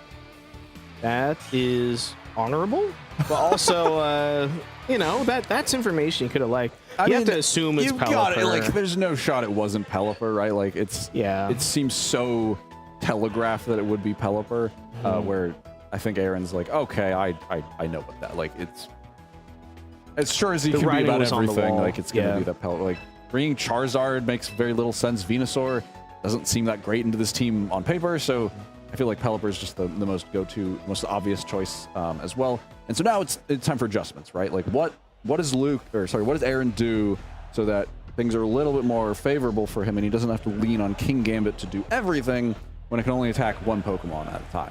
Yeah. First off, he led very weak into Swampert, and Swampert was the lead of choice from Luke. Honestly, like, it would have been okay into Charizard because there's Fake Out and then there's electric coverage directly onto Charizard, but King Gambit still isn't like a huge fan of that position given that Venusaur has Earth Power. We see a interesting lead of both Megas, and that's going to be in the form of Raichu and Swampert for Aaron. Luke has brought Charizard, Venusaur, so Aaron has not put away his big gun of Raichu. He knows that there's quite possibly a chance that Charizard could be here, but with Staraptor there, the focus is probably on that Staraptor mode, whereas Raichu's just going to be supporting it. I mean, potentially, because Staraptor can also just, you know, ditch the Mega Evolution, try to match try to go for Tailwind, or maybe dual Wing Beat and KO that Venusaur. We'll have to see. Plenty of options. Plenty of options. Yeah, I like the lead from Aaron saying, well, I don't know exactly how Luke's going to adjust, right? Saying, well, if you go for Swampert, I'll have Staraptor, and if you don't go for it, I have, you know, potential Raichu options as well. Kind of leads in the middle and kind of gets some value either way, where now deciding to commit to Staraptor, now seeing where Luke has gone with, saying, well, there's probably not going to be a Swampert in the back. I don't know if Staraptor is quite as positioned as it might want to be in this situation to do what it needs to, as a potential double protect seems pretty likely from Luke. But the Fake Out is going to go ahead and break that Venusaur Focus Sash immediately. So no double protect, and Staraptor just gets the Tailwind up, so Venusaur's Chlorophyll is no longer a big problem for Aaron. Yeah, that was well executed. It's just Fake Out, Tailwind. You never go wrong with just clicking the move and then clicking the support move, right? Fake Out, Tailwind, one of the classics. Yeah, very classic, very classic. But now what does Raichu do, right? Like, are you just going to, like, flip coins with Zap Cannon into Charizard? So. Like, what else do you do? And you know, Staraptor took a lot of damage, but it has clicked Tailwind now, and it has no Roost. This is not one of those that has Tailwind instead, and so that damage is permanent, and it was able to get up the Tailwind, which is great, but, you know, even with close combat boost, it's going to be hard to... Staraptor is going to be hard pressed to actually stomach attacks, and our Chaladon is going to be able to take these attacks well enough. Zap Cannon does miss, you know, 50-50, really. And the dual Wing Beat is going to be absolutely abysmal into this Archaladon. Chaladon says, thank you for the free doubled defense. This is, that was very non-committal from Luke. He just had to click buttons, right? Our Chaladon seems really well positioned in that spot where there's never a close combat going into Venusaur. Charizard's probably not a Focus Blast either. Like exactly. Charizard swiftly picks up both knockouts with a Heat Wave, so Luke is up 4-2 versus Aaron. Aaron has gotten Tailwind up. He only has 2 turns left. He does know that there's an Archaladon on the field and the Venusaur in the back, but, you know, with Frigoraph, that's not really a Tailwind sweeper. Well, Arcanine is pretty good. Arcanine is good. You might want to, I mean, Head Smash is good, but, like, Flare Blitz, even in the sun, is gonna do good damage to our Chaladon, but the stamina boosts are really gonna cut into that dramatically. Yeah, this is looking really, really dire, and Luke sees no reason to keep Charizard on the field. So Pelipper can just come in. The Pokemon we did not see last time come in here, and now our Chaladon is just probably going to go crazy with some Electro shots, if I had to guess. Yeah. This may be the time where you click. Oh, goodness. Nothing is going and things very are well. going bad to worse. Head Smash, the move of choice for this Arcanine, completely whiffs into that Pelipper. Getting that KO would have been nice, but yeah, I don't know if it would move the needle all that much. But just salt in the wounds as this Arcanine has to take this massive Electro shot. Another one will be more than enough to pick up that KO. And then Farigiraf is once again going to be stuck on an island with not a whole lot to do, as its only attacking offensive move is Psychic. And that's a lot of health to chew through, as I think pretty much all of Luke's Pokemon are near max health still. Yeah, when there's a Rock Slide, there's a way, except this Pelipper has Wide Guard to get in that way. And there is no Rock Slide, so there is no way. There's only the Head Smash. So Pelipper finally gets KO'd to that, which is great. So, Aaron at least gets a KO as a consolation prize. But yeah, this is still looking very dire. Farigiraf will go for a Psychic. We'll move first thanks to that Tailwind still up from that Staraptor, but special defense are okay. Farigiraf's trying. It's doing its best. It's doing its best. I think our Chaladon is just a bridge too far, all puns intended. Yeah, honestly, the onus was really on Aaron in this matchup to get a lot of the turns right, and turn one did go right. He broke the Focus Sash on Venusaur. He got a Tailwind. He was able to threaten the Venusaur out, but he didn't capitalize. Yeah, that turn two just like the Archaladon switch was so nice from Luke, just completely stifled all of Aaron's offense. And then Aaron just said, oh, I almost click Heat Wave again, get a double knockout, and what are you going to do? Like, you have one Fire Resist on your team, and it has a Focus Sash, so it still doesn't love taking the move. Really, really rough spot where Luke's going to take this game 2-0 in pretty commanding fashion, bringing him into the finals. No surprise for a former world champ. Yes. I think it could also be a matter of just losing steam. It is kind of late. It's past our bedtime. Quite late, yeah. Aaron's plays, they made very good sense on paper. They didn't factor in the Archaladon switch in that second game. And when you're playing offensive pieces like this, you really have to be on point with that. And Luke being up a game, that allowed him the leeway to just make the safe plays. Yeah. He just has to get a couple of safe plays right, and then he's able to just pummel through the rest of the game, right? Tailwind is a very finite resource, and as soon as Aaron makes one mistake, it makes it much harder to come back. Yeah, absolutely right. We saw I think Aaron. It's easier in hindsight, right, from our perspective, bird's eye view, to say, okay, well, could Aaron have just gone? I think Aaron needed to be a little bit more aggressive, right? He had sort of a less committal, especially game 2 lead. We're saying, oh, I could Mega either one of them, when I think that just kind of delays the inevitable, right? It just keeps the good matchup in Luke's favor. Where we see the seeds of where that could have gone a little bit better. Where if Aaron had just doubled down and been like, I'm going all in on King Charizard this turn, gets that KO maybe, then things are maybe looking a little bit better.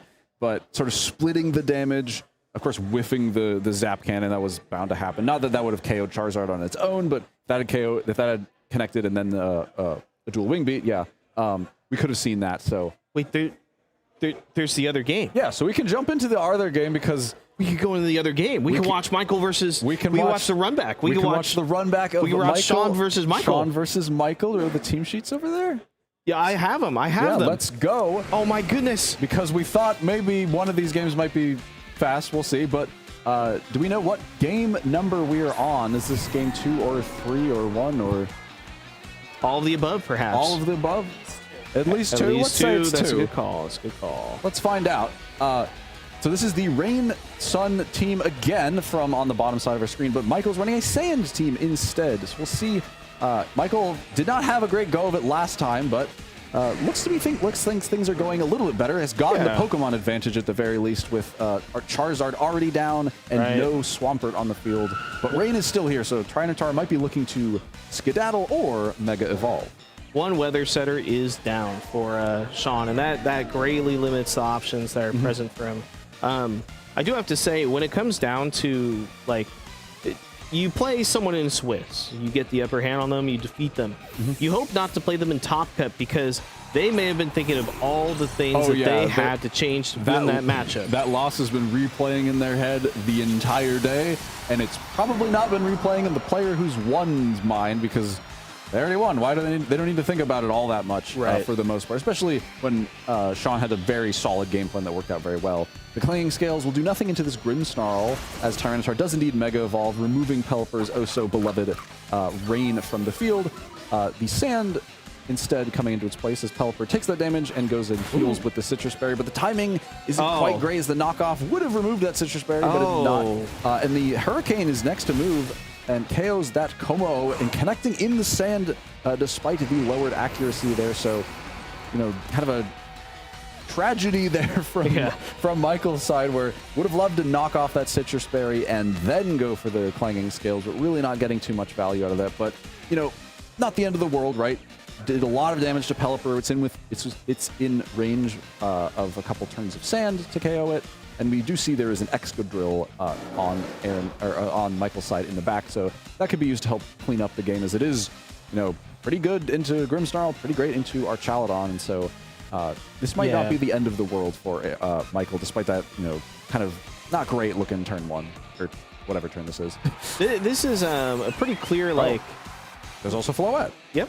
Dazzling Gleam also works. Michael is totally allowed to just click low kicked here too. Sure, Pelipper, you want to get Weather War, right? And you switch out Pelipper and Archaladon, and that's just a free low kick straight to it. And low kick would probably knock out this Pelipper. If not, the sand does it. So I feel like Michael is in a very locked up position as we learn here. This is game 2, so we might be going to a potential game 3.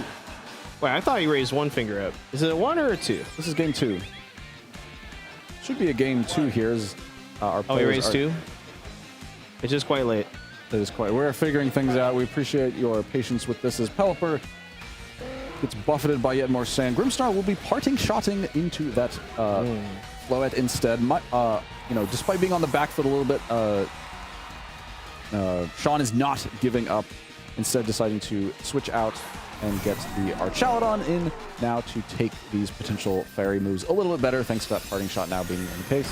That Moonblast still does pretty good damage to Archaladon, but a far cry of what we expect from a Mega Floette at full power, as the knockoff will finally remove Pelipper, so the Weather War is finally won for Michael's side. We'll see if that will spell the win for the actual game instead of just the Weather War. Yeah, getting that stamina boost on Archaladon could prove very pivotal against the Excadrill and Tyranitar's low kick. I just don't know if it could possibly gain any more stat boost in order to take those attacks even better. Ooh, and the reflect timing is really key. There's 2 more turns, right? And so if Grimmsnarl gets KO'd, which it usually doesn't carry Protect, so it can probably just be KO'd right now, then we can have the Excadrill wait until that final turn of Reflect gets removed, and then suddenly Archaladon is going to be a lot more exposed than it would have been previously. And there's just a lot of health for Archaladon to chew through on the Tyranitar and the Floette. Like, Tyranitar's in the sand at full health. Like, it's going to take a number of flash cannons to, you know, muscle through all of that sheer bulk that Tyranitar brings to the table. Yeah. I do have to say 2 things. One, I loved how the camera panned and it's like showing their faces, right? Very fearsome looking Pokemon just going at it on this battlefield. Floette is a little less fearsome. Yeah, it's just. I mean, the Light of Ruins can do some. But here's the light screen, so doing as much as Grimmsnarl can in this dire situation, as the Moonblast ignores the Grimmsnarl, instead, once again going for that Archaladon. And after that another shot stamina boost and the light screen, yeah, it's another stamina boost. Archaladon might be getting a little bit of snowball here. Moves next to do damage into that Tyranitar. Special defense drop, though, is not what you would love to see if you are Michael. Here's the low kick, so Grimmsnarl has been finally removed from the field, so it is a 1v3. However, in those situations, Archaladon is a pretty good Pokemon to be that 1. Yeah, and speaking of 1, it's got 2 stamina boosts. It's got the -1 special defense on Tyranitar. There is a world where Sean's able to clutch this out. Yeah, Reflect, though, is 1 turn left, and so Michael does have that good news for him, but at this point, Floette is really going to be losing its luster as it's -1. It's not Mega Evolved, of course, as Tyranitar is using that instead. And Light Screen was just set up, so I imagine for the remainder of the game, Light Screen will be struggling, or Floette will be struggling to do super meaningful damage to this Archaladon. And of course, Archalon could also just protect basically every other turn to get more leftovers recovery. Yes. I call mine also offsets. Okay. I just speeds up the game a little more. Well, how do you break my Floette? I dare you. You only have special attacks and you only have so much time. The flash cannon does go in the right slot, so hits Floette. Good call, good call. Okay, great call from Sean. Completely sees that protect coming a mile away, gets the flash cannon off. That's good. I don't know if that. I think if the you're health Michael, is increasing. I think if you're Michael, you're like, okay, well, I'll just keep going. Like, I don't know if it really changes the trajectory all that much. Like, it certainly gives Sean a chance, right? Where Michael's probably just playing to say, all right, well, if you mess up any of these turns, I just instantly kind of win the game and it's shut out. So Sean needs to get a lot of turns like that just right, where he gets maximum value. Yeah, it looks like there's some news here where you're hearing it fresh off the press. It seemed that Sean had won the previous game, and now the tides have turned. So, sure, Michael played him in Swiss, had a little bit of time to deliberate about it, had that first game to further cement his thought process, and now we're seeing it fully evolved into this game plan. Notice the lack of Corviknight, which was honestly a liability into the Charizard mode when we saw it in Game 2 in Swiss. He's brought Excadrill, and he's Mega Cheetar instead of Mega evolving the Floette in the previous set where it just ate a Sludge Bomb and fainted. Yeah, it's really great. And also, Sean has like no time left at all to make his moves. So I think he's at this point saying, well, I kind of know that this is probably not going to end up well, but I need to, time to see how I can adjust to this matchup. As here goes the Moonblast into Archalon. Light Screen still putting in work, but pretty good damage. But Archalon's stamina is making this thing harder and harder to crack each time. Here's another Flash Cannon. Floette does survive just narrowly with 3%. The Mega Tyranitar next to move with a knockoff, so leftovers gone. Damage permanent. 29% is all Archalon's going to have for the rest of the game, if not less. Yep. I imagine this being a protect from Sean. He's no stranger to taking his time to think through the next match. 38 seconds left. Yep.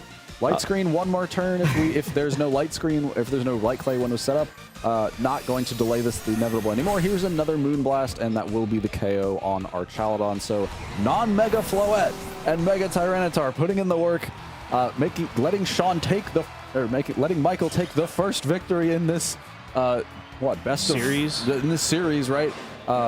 Needs one more to potentially take the win and claw his way into the finals, where he will be rewarded with the exact same matchup in finals. So, Michael, you'll be out of the frying pan and into the fire if you win one more of these. Otherwise, we will see Sean go up against the mirror in finals, which will also be very awkward as double weather teams. That's true. Yeah. So Michael's got his work cut out for him, but I think in that game too, as we saw the end game, I think he showed that he has a plan that can work to get through this team from Sean. I think he's really honed in on what Pokemon are important, how to use them, and crucially, I feel like I've never really seen players get a lot of value out of a non-Mega Floette, and Michael's found a way to do it.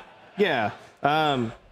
That's always been the problem when running Charizard and Floette. It's really hard to get that Fairy coverage next to the Fire type because it is good coverage, right? Fairy melts the Steel types Fire melts the yeah.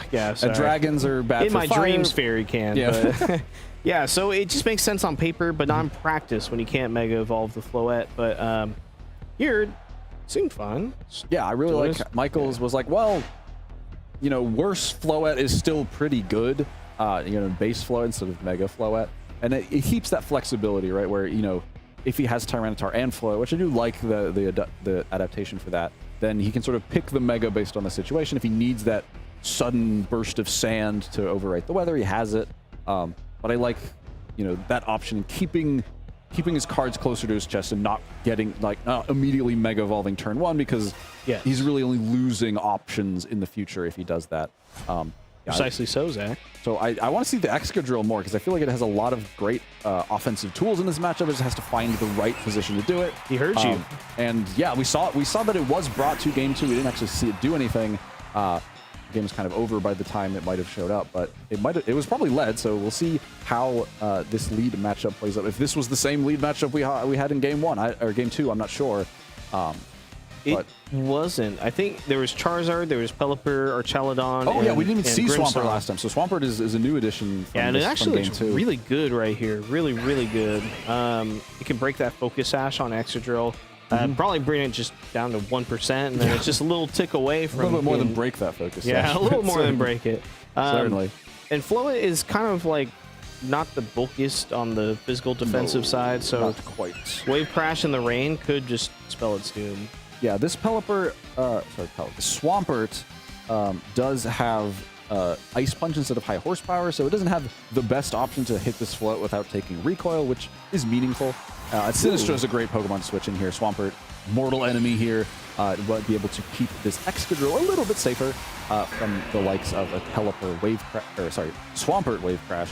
The Earthquake is a grave concern as well. That's a good adjustment too, because Sinistcha was not brought to the last matchup.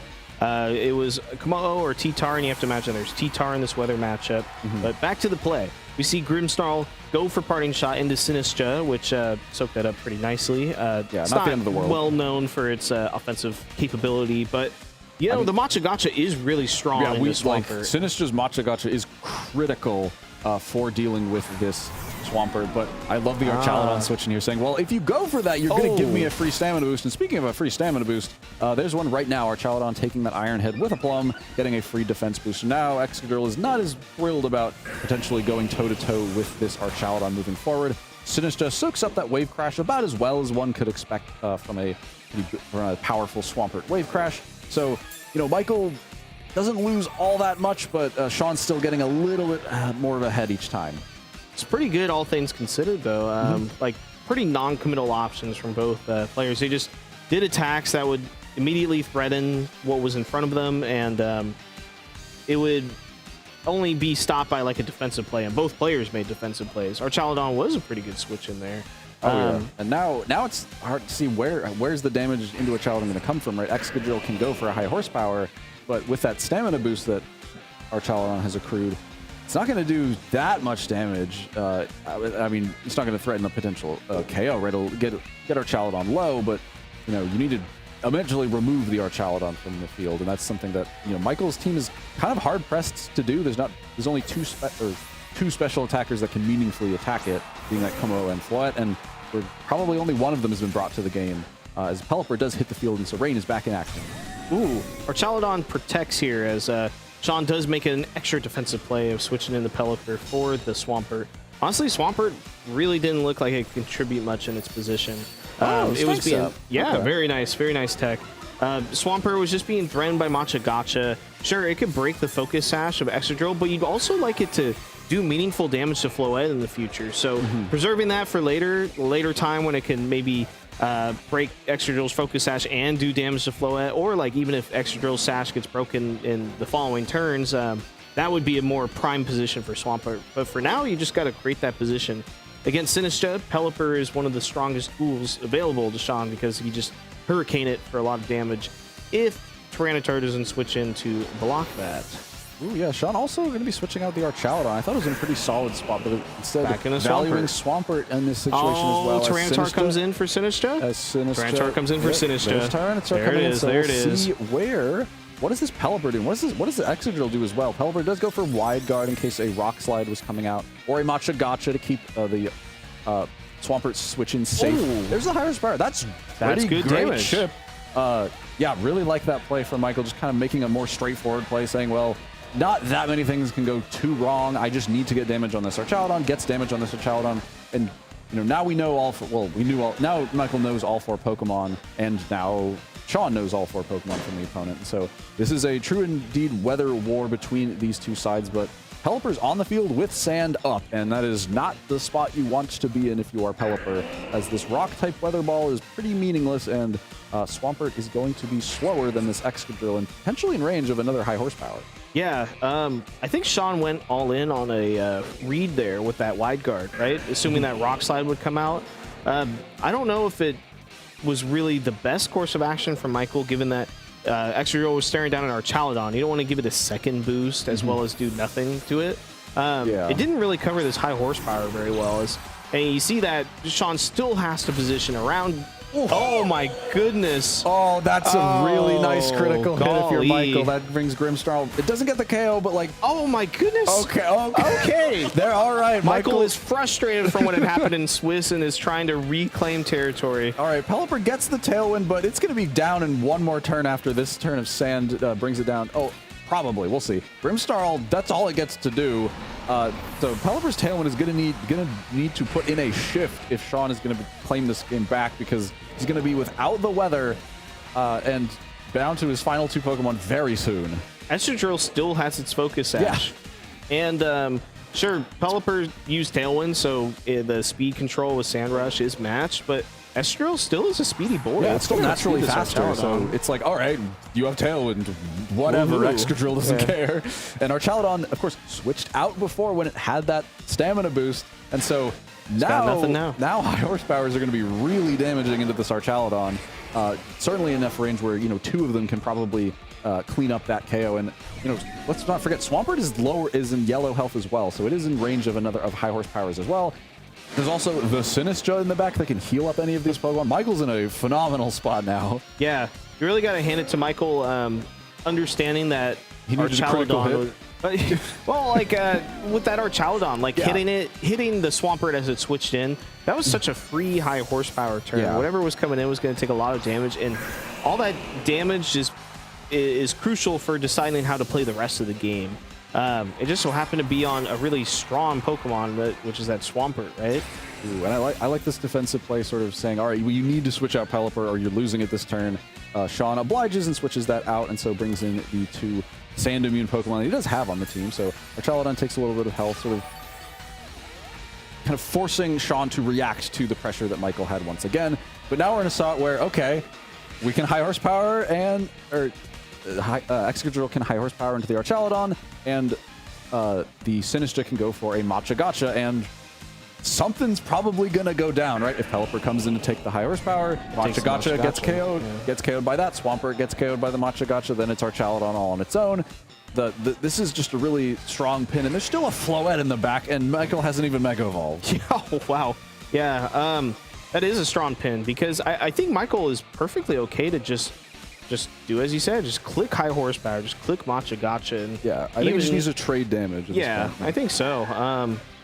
Okay, Archaludon going to switch out into Pelipper. So the rain is going to be up, and there's Tailwind up, so it evens out. So Swampert's now the fastest thing. But Swampert's not going to be able to get a KO, even with this Earthquake. Sinistcha will shrug this off, and Excadrill still has its Focus Sash. Well, it was intact, but it needs to be you want to be using it anyway, so it's down to 1 HP, and now it's up to what is basically, if Machagacha connects, that's just a double KO, and things are looking absolutely disastrous for Sean. High horsepower with the Pelipper. Does Machagacha connect? It does on both. I think I do like this play from Sean, because he does, at that point, he does have to roll his cards a little bit. Yeah, saying, well, that's if you miss something, that's the most RNG, like, agnostic is the word? Or no, that would be forcing. Yeah, he's sort of like, I'm going to make you pick the option that can fail if the RNG goes my favor, right? Right. Which I think if you were in a bad spot, that's one way to value one option over another, saying, well, if I can make you click inaccurate moves to maybe lose, that's got to be what I have to do, right? Yeah, but those other lines did not look very clear. Yeah, and so at this point, Archaludon is 4v1. We had a 3v1 before with Archaludon. Now this is looking even worse. So Michael looks like he's done it here, but oh man, he's just gonna have to play this matchup right after this in the finals. Yeah, which honestly, that's a very good training arc, right? Loses to it in Swiss, loses game 1 of final, or not top final. 4. You're right, yeah, top 4 here. So just resetting the weather, bringing the sand back for Excadrill to outspeed if it would go for a move, but it can always protect and go first next time. Just to make sure Electro Shot is not on the table. The Dragon Pulse whiffs into that to protect, and now we're looking at a pretty potent high horsepower plus knockoff play to really stifle this Archaludon. Yeah. Yeah, even if high horsepower misses, I think there's still a Floette in the back, like, with a Sinistcha that can redirect stuff. Like, oh my goodness, that is so much damage. A lot of damage. High horsepower, certainly enough to get a KO on this Archaludon. The Dragon Pulse will finally get the first KO for Sean here, but that is far too little, far too late. The Tyranitar could just go for a low kick to pick up the KO, or a knockoff just to ensure that. Well, that'll really? KO anyway. With another crit. Tyranitar doing what is his best, critical hitting knockoff to rub salt in the wounds, rub sand in the wounds, perhaps, as Michael has played Sean 5 games in this today, won the 2 that mattered most, and is now going off into the finals, and his reward for all of this hard work, this effort, this practice, this learning about how to play this matchup, he has to do it again against a different against a world champion, reigning world champion, for one more week at least. So, yeah, his work is certainly cut out for him, but he's shown he can do it, right? Especially if Tyranitar crits every knockoff, things are looking a lot better for him. But I don't know if that was reliant, like that kind of accelerated the pace. That but definitely I think, accelerated. I think Michael was like on a good trajectory the way the things were moving. Yeah, but if you're Luke and you're a world's champion, you know, you've gone there through like hard effort, practice. Perhaps Luke is out there in the audience watching this game before he plays him, knowing what he's about to face. Just one more name on the list of defeated opponents it might be for Luke. So we'll have to see. Luke versus Michael is going to be a thrilling, awkward weather war matchup that we've been seeing. We'll get to see once again. So I'm really looking forward to it. So we'll take the briefest possible break because it is late here and we want to get this over. We want to make sure this rolls on time. So we'll be back in just the briefest moment for the grand finals in just a moment. So don't go anywhere.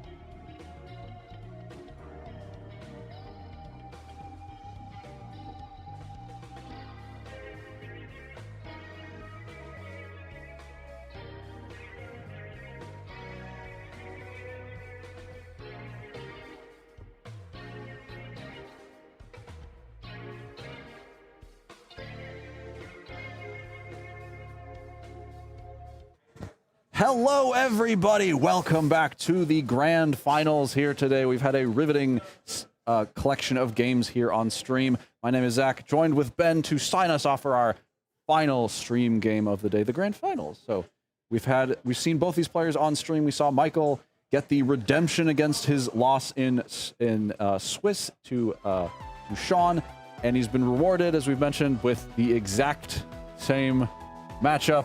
Not exactly the same. Some of the moves are a little different, but same premise, same dual weather team. The Swampert is more purple, I think. The Swampert is more purple. Yeah, that's a big difference. Has to watch out for that.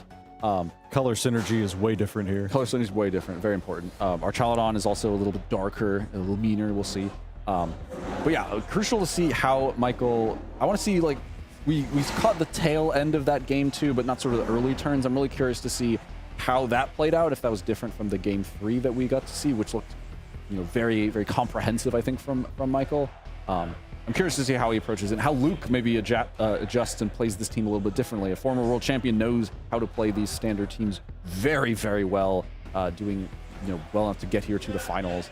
And so I'm super curious to see how exactly this plays up. How Michael's learnings from playing this team over the course of the day are going to come into fruition here.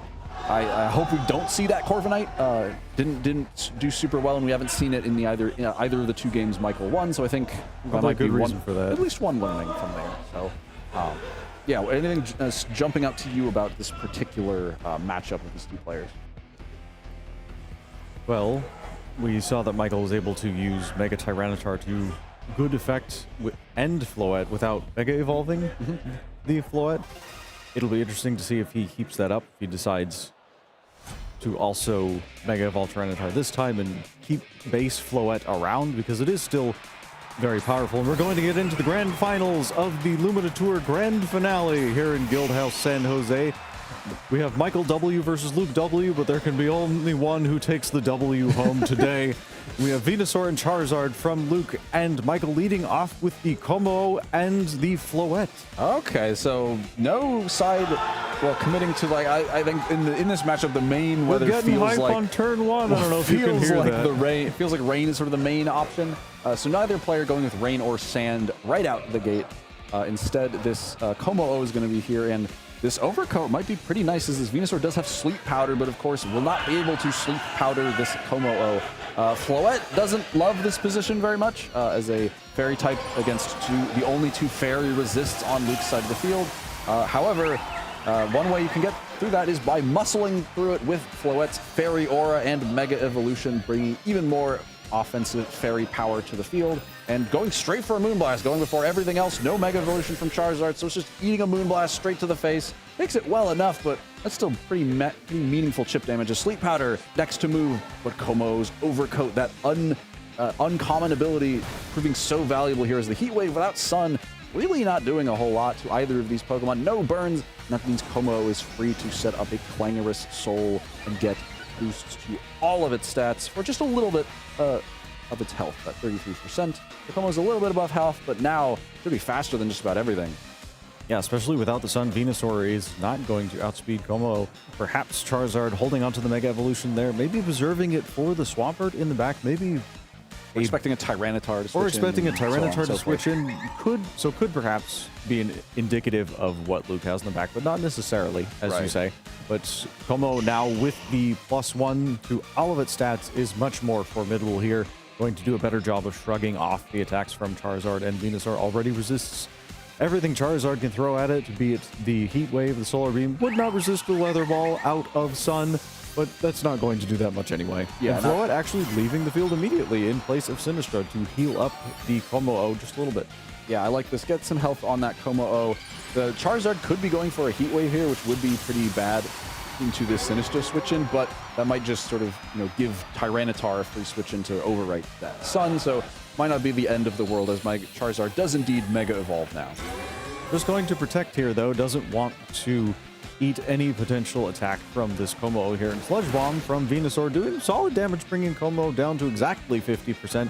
Clanging Scales going to come out. Venusaur should be able to survive that. Yeah, it does a good chunk of damage. 60% Como losing that stage of defense. Not going to be impactful yet. No, not relevant yet, as there's no physical attackers yet on the field, as most of Luke's attacks are special, outside of, Swampert and that Grimmsnarl. So Como is pretty well positioned here still. Like, another Clanging Scales would be doing pretty good damage, might even be able enough to pick up that Charizard. Sinistra realizing, okay, I kind of got away with it there, switching into the Charizard, instead can switch into Excadrill, interestingly. So there's no Tyranitar yet. Switch in. Yeah, so switches into Charizard once again. Clanging Scales comes out, does pick up the KO onto that Venusaur, but Charizard stomachs that hit well enough. The Sludge Bomb, though, did good damage to that Como, brought it low, but Heat Wave will miss the Excadrill. That's really nice for Michael.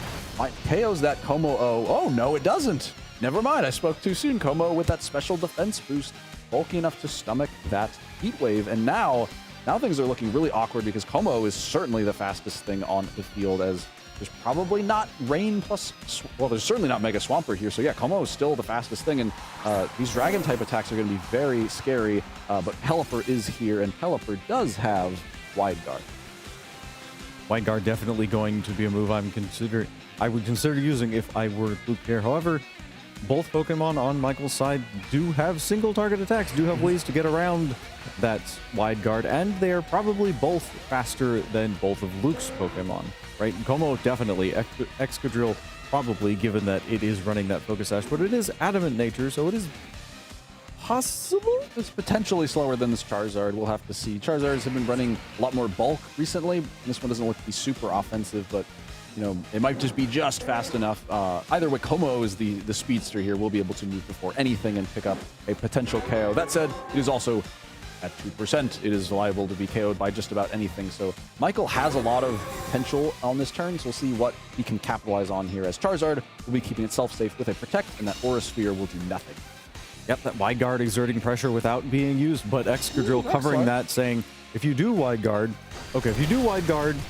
then Aura Sphere can pick up the Charizard. If you don't Wide Guard, then I get Rock Slide off. And it does connect on the Pelipper, and Pelipper flinches, does not get to move. That's really important. Pelipper could have gone for a Tailwind on that turn, could have gone for an attack to pick up the Como on that turn. Doesn't get to do either of those, and now Michael continues to stay in a really strong position. Yeah, really, really nice position here, is now you can kind of just do the same thing again. There's nothing really stopping that. This Pelipper is bulky with the Citrus Berry, so it's at exactly 50%, so it just barely doesn't activate the Citrus Berry. So if this Rock Slide from Excadrill does a little bit more damage, Michael might be able to sort of cheat that Citrus Berry and get an earlier KO on Pelipper than Luke might have wanted here. That flinch is very nice, though. It means that Pelipper doesn't get to KO the Como, set up Tailwind, or pick up the KO on Excadrill, as the as the Protect fails, so Aura Sphere will land true, and that is Charizard finally removed, and so Luke will not be able to switch anymore.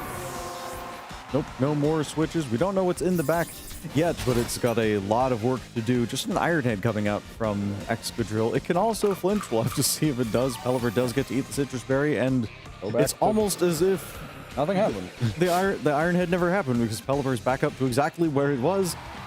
And Luke deciding to throw in the towel and preemptively forfeit to not reveal the last Pokemon that he has in the back, which I think that's reasonable. I think I like that. Yeah, I mean, it's probably our Chaladon. You would assume, like, Grimmsnarl in the back in that scenario feels very unlikely, and Swampert with the Charizard also being brought isn't amazing either, so probably our Chaladon, and then realizing, well, okay, Excadrill still has its Focus Sash intact. Sand can be Tyranitar. Oh no, there was no sand anymore. Tyranitar wasn't even brought, so Excadrill was still vulnerable. I don't know, it's still awkward, but I think Luke probably thinking, well, if Michael just stalls out the Tailwind and then Floette comes in, then Dazzling Gleam just blows everything up, and there's not a whole lot to be done at that point.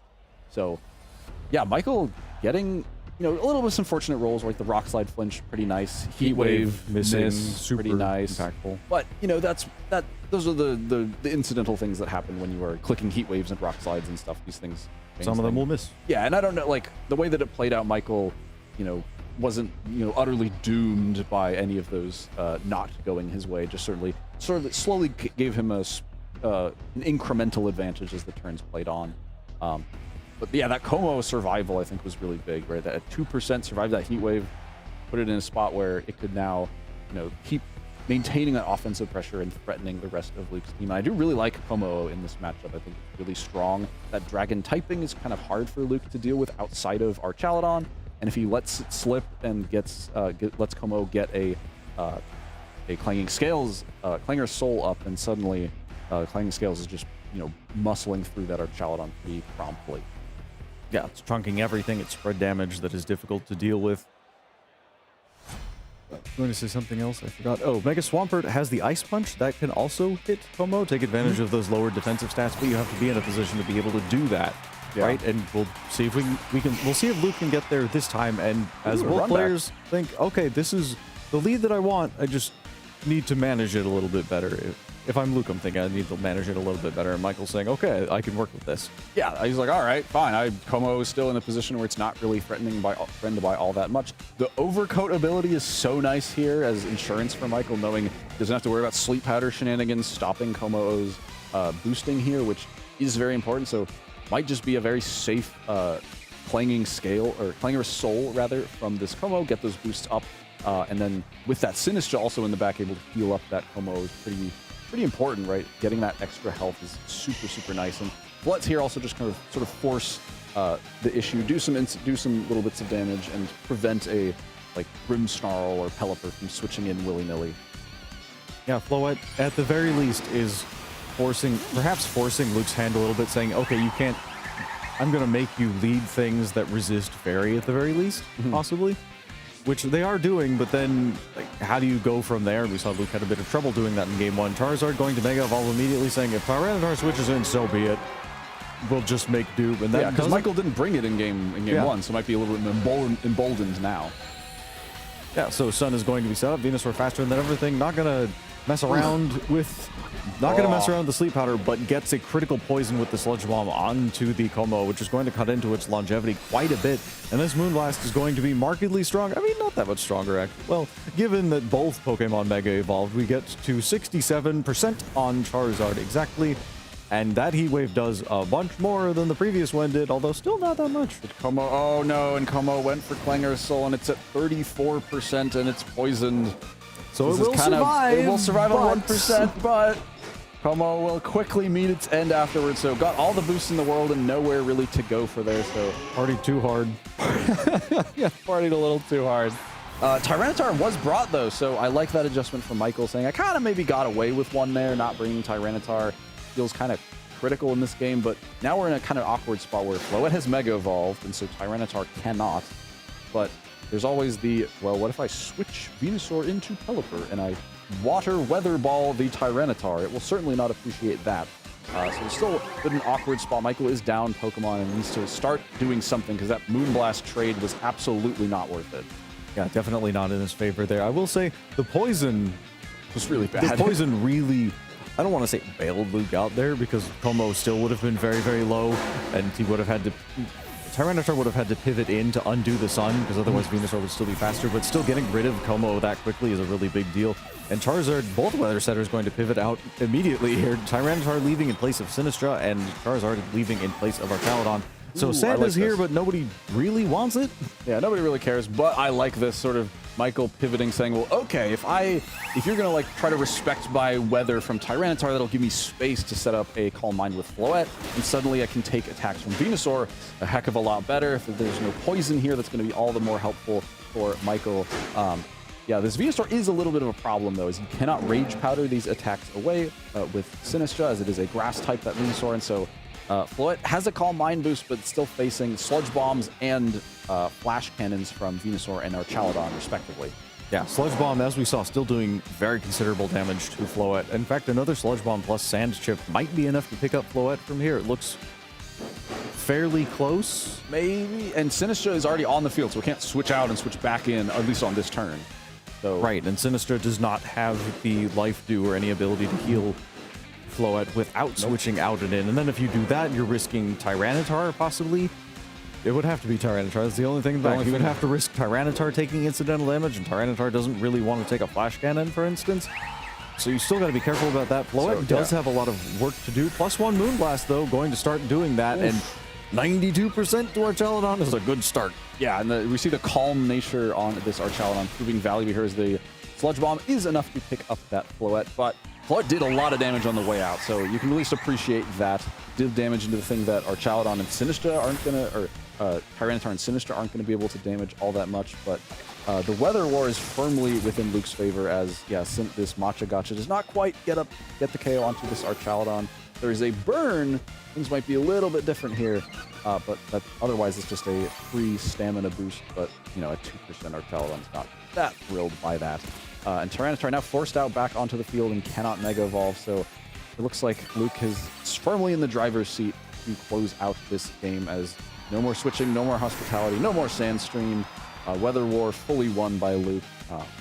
Yeah, looking like it's just kind of right, like a formality at this point to see what Michael can get out of this moving forward.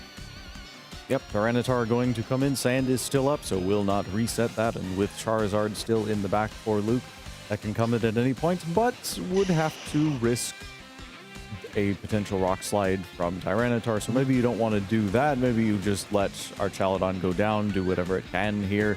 We saw Matcha Gotcha was doing so little that with the leftovers, Archaludon might survive another turn if left to its devices. Oh, here's another Sludge Bomb. It's doing so much damage, and the insult to injury with a poison on this Sinistra. It does his heal now with that Citrus Berry. They put it outside of threat range of being KO'd, but this Dragon Pulse might put it just right back down to it. Yeah, Sinistra is still dangerously low. Could potentially get some health with that Strength Sap. Venusaur dodging the Rock Slide, just put more salt in the wounds as the Rock Slide fails to KO Archaludon after those stamina boosts. So these health bars getting dangerously close to zero, but not quite there. As Sinistra will set up a Trick Room, which is helpful for this Tyranitar, but I think it's just a little bit too little, too late. The Sand, even without the poison, would pick up this KO on the Sinistra. So maybe there might have been a chance if it was Sinistra and Tyranitar in Trick Room against the world, but Tyranitar has got a mountain to climb, and it is big mountain. Yeah, ill-equipped to do so. Archaludon getting bulkier and bulkier physically by the turn. It was at 8% before, it's at 9% now, so it's actually healing effectively from these Rock Slides. Can't keep getting away with this. Can't keep getting away with this. There's the big knockoff, but Venusaur takes it. Yeah, still survives. Sand is not going to pick that up either. It's not quite that low. Flash Cannon from Archaludon bringing Tyranitar nearly down to half. Luke might not even need Charizard to finish this up. No, might not even show what his fourth and final Pokemon is. Tyranitar is sturdy and taking these super effective hits quite well with that Sand special defense boost, but looks like it's just a matter of time here before Tyranitar gets KO'd. This is the final turn of Sand, and so unless Rock Slide can critical hit this Archaludon, things are looking pretty dire. And then even if that happens, where do you go from there? We'll see. Nope, Rock Slide doing, what, 3% to Archaludon? Could flinch. Good job, but the stamina boosts are just, so bad for here's another stamina boost for this Archaludon. It does flinch, okay. Yeah, okay. Sandstorm does subside, so we'll at least get to Archaludon has to at least, Charizard has to at least put itself at risk of getting KO'd to a Rock Slide, or Luke has to show his final Pokemon, and does show Pelipper with a final nail in the coffin saying, well, all right, I'll just click Wide Guard and you won't be able to get much done. And Archaludon kind of just on its own is enough to potentially win this, but yeah, I think this about does it here, where Pelipper on its own can probably just beat this Tyranitar. Sand gone, no more special defense boost, and Pelipper even slower than Tyranitar. Also, crucial information to know if these players didn't know before, and so now Tyranitar finally KO'd. Michael gets some good information out of that. Gets to know the speed interaction between Pelipper and Tyranitar, and since both of them are weather setters, that is very important information. Always important to know where your weather setter lands as far as speed goes, because as we all know, that is the critical thing when it comes to which weather supersedes the other. Whoever is faster, their weather goes up first, and then the slower Pokemon sets their weather. So if Pelipper and Tyranitar are led, rain will be The victor. the reigning weather. Raining weather. Yeah, so I think obviously that poison was really bad on to the Como-O, sort of made sure that Como wasn't really much of a presence at all in that game 3, and so, game 2. We're in game 3 now. We're jumping in. So that was pretty bad, but I think, yeah, Michael just needs to get more value out of Como-O. I think game 2 really showcased how important it was, where game 1 was relatively comfortable, but because Como went down so early, it was like Luke knew how important it was to get damage on it, got as much as he could. Como was suddenly in a spot where, you know, that clangorous soul was, you know, they partied too hard and got KO'd. So I think Michael might be a little bit more cautious about that Como. And also I love the bring of the Tyranitar. I feel like you want Tyranitar and Excadrill. I think they're both really good. It's like, how do you weave in like Como and Sinistra and Floette? Like, they're all potent options here. It's Sophie's choice here of which one you want to bring. Yeah, definitely not a straightforward decision from Michael or Luke, really. We've seen Luke mix and match pieces over the course of the games that we've seen them play, even though this lead has been relatively consistent. It's been Tyranitar, it's been Charizard and Venusaur, which is tried and true lead. There's a reason this is common and strong.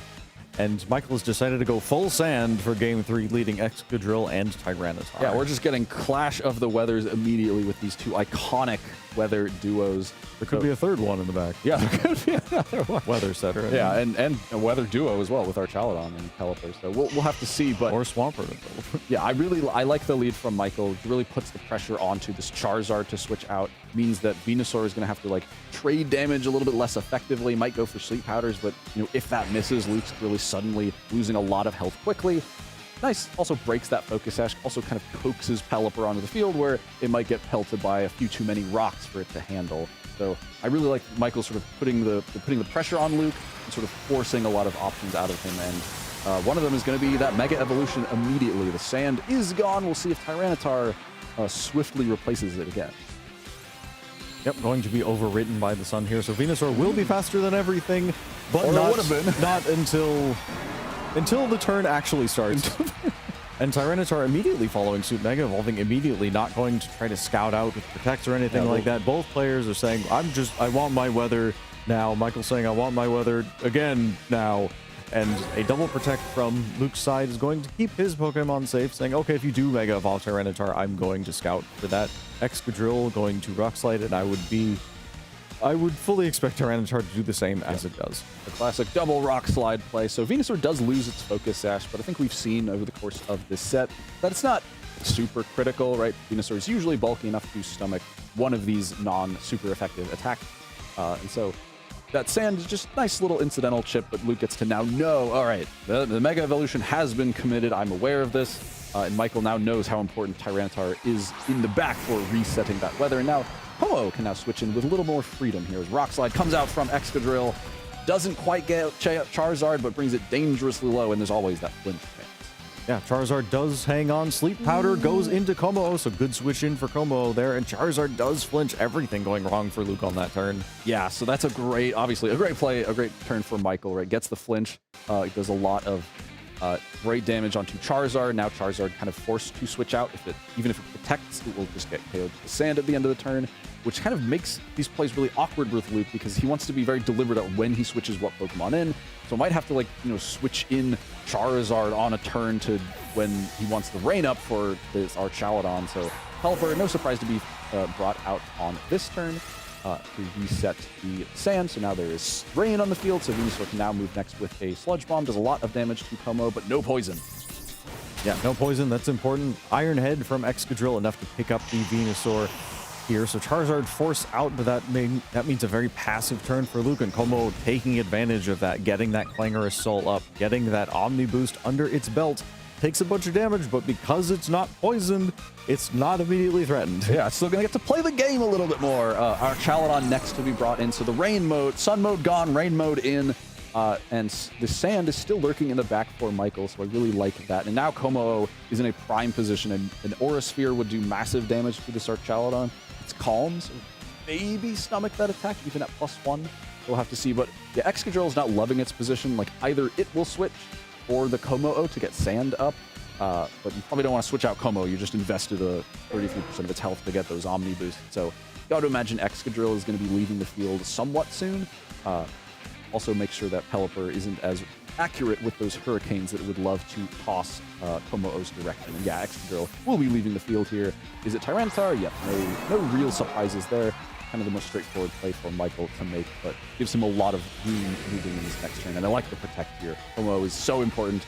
there has to be priority to attack it, and our Chaladon knows that it's the biggest threat. That said, Pelipper is left to its own devices, but does not Tailwind on this turn, instead trying to pick up the KO on that Como, which is important, but it means that speed control is definitely in Michael's favor here. Tyranitar does get a speed boost when it Mega Evolves, but may be faster than the Archaladon on the other side. I don't know if we've seen that particular interaction. Yeah, we might not have seen that yet, but now this is really awkward where Como can maybe go for an Aura Sphere, and our Chaladon just protected, and so it's liable to get KO to that Aura Sphere. And there's one thing to switch in, that low health Charizard. 5%. 5% Charizard, which also, removes the weather as well, changes it to sun. This is what I was saying, like Charizard might have to come in, set the sun in a weird time when Luke really wouldn't want it. Like, now you have Pelipper in the sun. That's even worse to hit the Hurricane into this Como, as Charizard is the sacrificial lizard here, gets KO'd. But now there was no wide guard. Tyranitar can just go for a big Rock Slide. Or a knockoff. Yep, knockoff doing nearly 75% to Pelipper, getting rid of that Citrus Berry. Hurricane is going to miss that Como. Yeah, Hurricane in the sun, Hurricane's even less accurate. Yeah, than in the sand, and so Luke knows, yeah, this is doomed. And so Michael is able to take the run back, beat the bad matchup he lost to so convincingly in Swiss twice in a row against two phenomenal players, a former national champion and a former world champion. Current, yes, reigning world champion. Excellent play with we saw the struggle on stream earlier today. That was the first streamed match. And it feels like such a cool redemption story that Michael is not only able to do to beat that player, best Sean in that top 4 match, but to do it once again to a new player who hadn't seen all the tricks in top 4 in a very dynamic in finals in a very dynamic. That's what a way to end a turn. That was phenomenal. Yeah, I was able to take the entire tournament off of that, so very well played.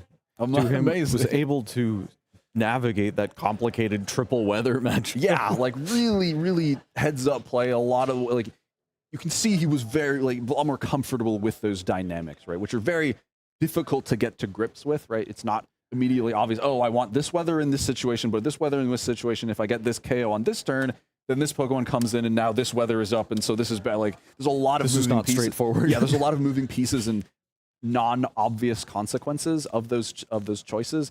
I love the Como. That overcoat Como was so good. Put in so much work. Just making sure that he had like those 2 sleep immunities. Normally, people are kind of shirking their sleep immunities in this format because Amoonguss is not here. So everyone's, not worried about Spore, but Sleep Powder is definitely a big threat, and Venusaur wields that, and many people tremble in its, disruptive potential. And so having not only a grass type that could do that, but also something, Como, that could take a Sleep Powder as well as a Fire move from Charizard, like, that is a unique prospect. Not many Pokemon can do that. That's usually one of the great pins, is like, you can either be immune to Sleep Powder, or you can get KO'd to Heat Wave. Pick your poison. And Como say, actually, none for me. I'll just Como did pick 1 poison. Well, in that set. Click actual poison, yes. Okay to that. And got KO'd because of it. Right. So, but I really like, after seeing this team in action through the hardships and through the victories with Michael, I really, really like how this team plays, how this team works. I think the Excadrill and the Como are such great offensive engines. To say nothing of the Floette. Yeah, the Floette I think was really great. Like, getting value out of that, like having sort of this lightweight Calm Mind Floette mode is so cool. And of course, we said what needs to be said about the double weather team. Like, it's just so potent. There's just so many options that your opponent has to respect. And of course, when you leave that in the hands of great players, they're going to make it very difficult for you. And we saw how much Michael's kind of struggled with that and was able to overcome that at the end of the day. Yeah, it took him a bunch of rounds, but he got there. Congrats on Michael W. for taking the grand finale of the Lumina Tour here at Guildhouse in San Jose. It is late, really late here. It's been a wonderful tournament, but it's been great. It's been going on a bit. Maybe you heard some chairs being moved as we're closing things up, so we'll keep the thanks brief. When we thank everybody here behind the scenes, we want to thank Autumn and Gerardo for hosting and putting on this stream and this tournament. Thank you to Mitchell, Ben, for helping to get this stream up and running, to bring you all these great games. Oh, thank you. All these great games to everybody. We stepped up our game with some nice outfits. Hopefully that just for a little fun, because this is a really nice venue to be a part of. And it's the grand finale. It's the grand finale, and it was not called the finale. It was called the grand finale. I mean, it was a pretty grand finale. Those were all good games. That was a phenomenal finals. The storyline was just so great. So I'm really happy we got such a beautiful story of it. Congratulations once again to Michael, our champion here today. Phenomenal play. So that's everything for us. So I hope we probably don't need to tell you this, but hopefully you enjoy either spectating, playing, or watching from home the World Championships next weekend in our backyard of San Francisco. But that's everything from NorCal VGC for this weekend. Join the Discord. Join the Discord. Follow us on Twitter, Twitch, YouTube, all those shenanigans. Do all the plug stuff. And thank you all so much for watching, and we'll see you all next time.